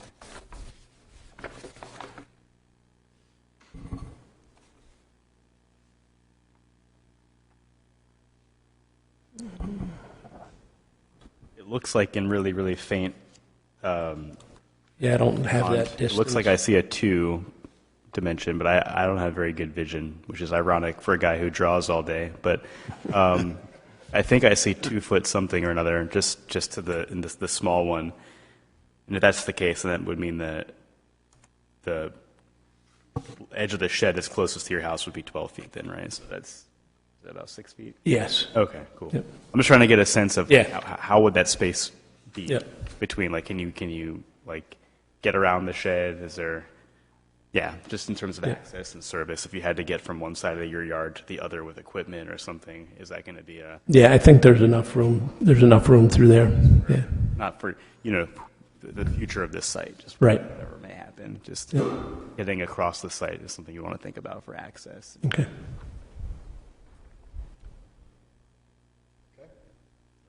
Anybody else? Thoughts? Ideas? Questions? No problem. Anyone in the audience care to speak on behalf of this petition? You'd have to come up and swear yourself in. Would you continue to swear to tell the whole truth and nothing but the truth? Yes. Okay, Mr. Gallagher. He needs a space. He has a big family that lives next door that likes to come visit for food. Please. All right. We'll certainly take that into consideration. It could get a lot bigger, too, if you're... I'm actually the youngest of 8 kids, so I do have a big family. Anyone else care to speak on for this? No? Thank you very much. I think we're all set. Anyone want to try to give it a shot? Give him make a motion for Mr. Dupuy? I'll do it if... Go for it. If Mr. Rosen doesn't want to do it and Mr. Brown is contemplating it, I'll go ahead. Go for it. Okay. And you know I'm quick. Not accurate, but quick. But the staff is accurate. Okay. I'd like to make a motion to approve the petition of Chad Dupuy and Karen A. Rancine for a dimensional variance under the zoning ordinance 207, nonconforming lots of record, building setback requirement, and section 907, standards of relief. Mr. Dupuy would like to demolish a current 6 by 15 foot deck and reconstruct the deck with a 12 by 12 L and reconstruct a 12 foot by 27 foot deck with a 12 by 12 L attached to the existing single family dwelling. This, the deck is already non-conforming. This would add an additional 6 feet to the size of the deck to the, the rear side of the rear property. So you would end up with 18 feet. Mr. Dupuy spoke as his own representative. A neighbor, James Gallagher, spoke in favor and support of the request. There were no individuals or no correspondence in opposition to the request. The materials have been entered into the record. The board finds that the hardship from which the applicant seeks relief is due to the unique characteristics of the subject land or structure and not to the general characteristics of the surrounding area, and is not due to a physical or economic disability of the applicant, excepting those physical disabilities addressed in 452430, section 16. Because the applicant seeks to have a patio that's long enough to put a table and a chair and use as an outdoor dining room, and he's hoping to fit, by doing the L, it fits the shape and squares off the house The board finds that the hardship is not the result of any prior action of the applicant and does not result primarily from the desire of the applicant to realize greater financial gain. Because Mr. Dupuis would like to have a large enough deck to be able to eat on and entertain, he has proposed a logical L shape.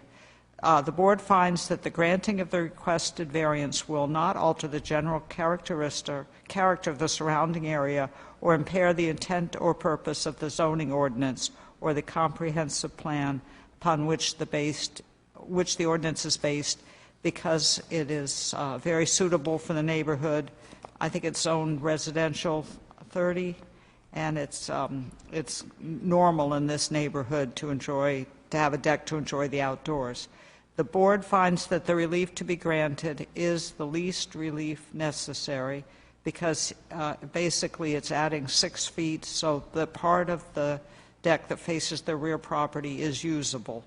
The board finds that the hardship suffered by the owner of the subject property, if the dimensional variance is not granted, does amount to more than a mere inconvenience, because it means he'd probably have to destroy that part of the deck and adjust the other way, and I think it would be more costly. There are no conditions to the approval. Thank you, Ms. Walsh. Can I get a second? Second, Mr. Daniels. Any other discussion? Hearing none. Ms. Walsh? Aye. Mr. Daniels? Aye. Mr. Brown? Aye. Mr. Rosen? Aye. Mr. Cagnetta? Aye. Motion passes. Good luck. You're welcome. Enjoy each other's company, because it sounds like you're going to have it. Okay, so other items, we have the approval of the May 18th, 2022. Can we get any changes, or anyone like to make a motion to approve that? Move approval. All in favor? Aye. Aye. And then we also have the May 25th minutes. Any changes or alterations? Move approval. All in favor? Aye. Aye. So we have the July 20th meeting is our next one. Everyone going to be here, from what we know? Susan will not. Okay. Kevin, you'll be here? Okay. July 20th. Yep. The third Wednesday messes me up, because this third Wednesday, the first Wednesday was on the 1st. So this is why we're so early this year. Or this month, rather.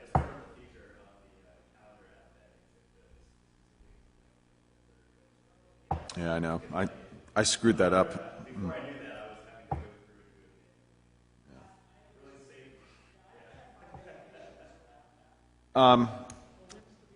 And I'm sorry, I didn't. Are we electing officers again? Is that tonight? Yeah, it's on the agenda to do it. Do we need?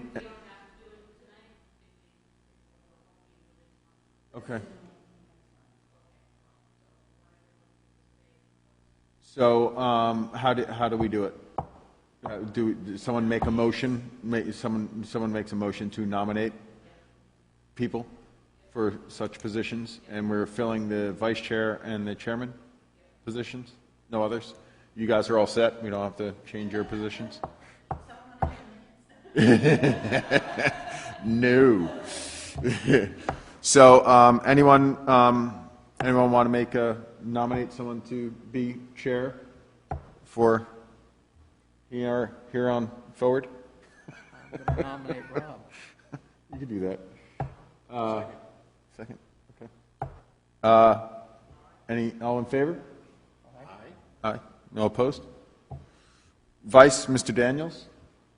Anyone object? All in favor? Aye. Aye? That was my motion. Sorry. I nominate Mr. Daniels. Aye. Unless you want to switch, but that's too late. All right. So, okay. So we good for our chair? Just quick housekeeping. The town council will soon be considering an amendment to the zoning ordinance, just allowing you to have a third alternate. The legislation authorizing that was signed into law. Now, just as a housekeeping matter, we're going to have that in the zoning ordinance. There's also a charter provision referencing the number of members, but it's my opinion that is superseded by the enabling, by the amendment to the enabling law. So we don't need to worry about the charter yet. The third alternate can be seated as soon as the council approves that amendment. And just as a reminder, I'll be in touch with Jamie and Jess about this, but we're coming up on that July 1st effective date for the new state wetlands regs. So sometime soon, we're going to see a decreased volume, at least on the, we're not going to be seeing those OWTS special use permit applications anymore. And is that going to make that one continued application moot? So next month, the Sharp petition was continued to July. Yeah. We're automatically going to continue it in that meeting because Susan won't be here. Yeah. So it's going to get moved to August, but it's on the July agenda. Yeah. Just, So,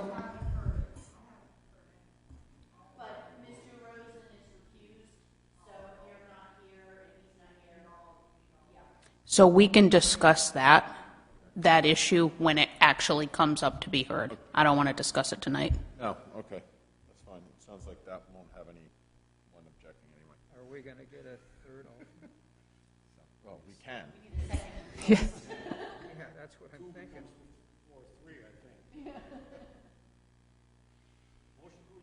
Oh, so moved.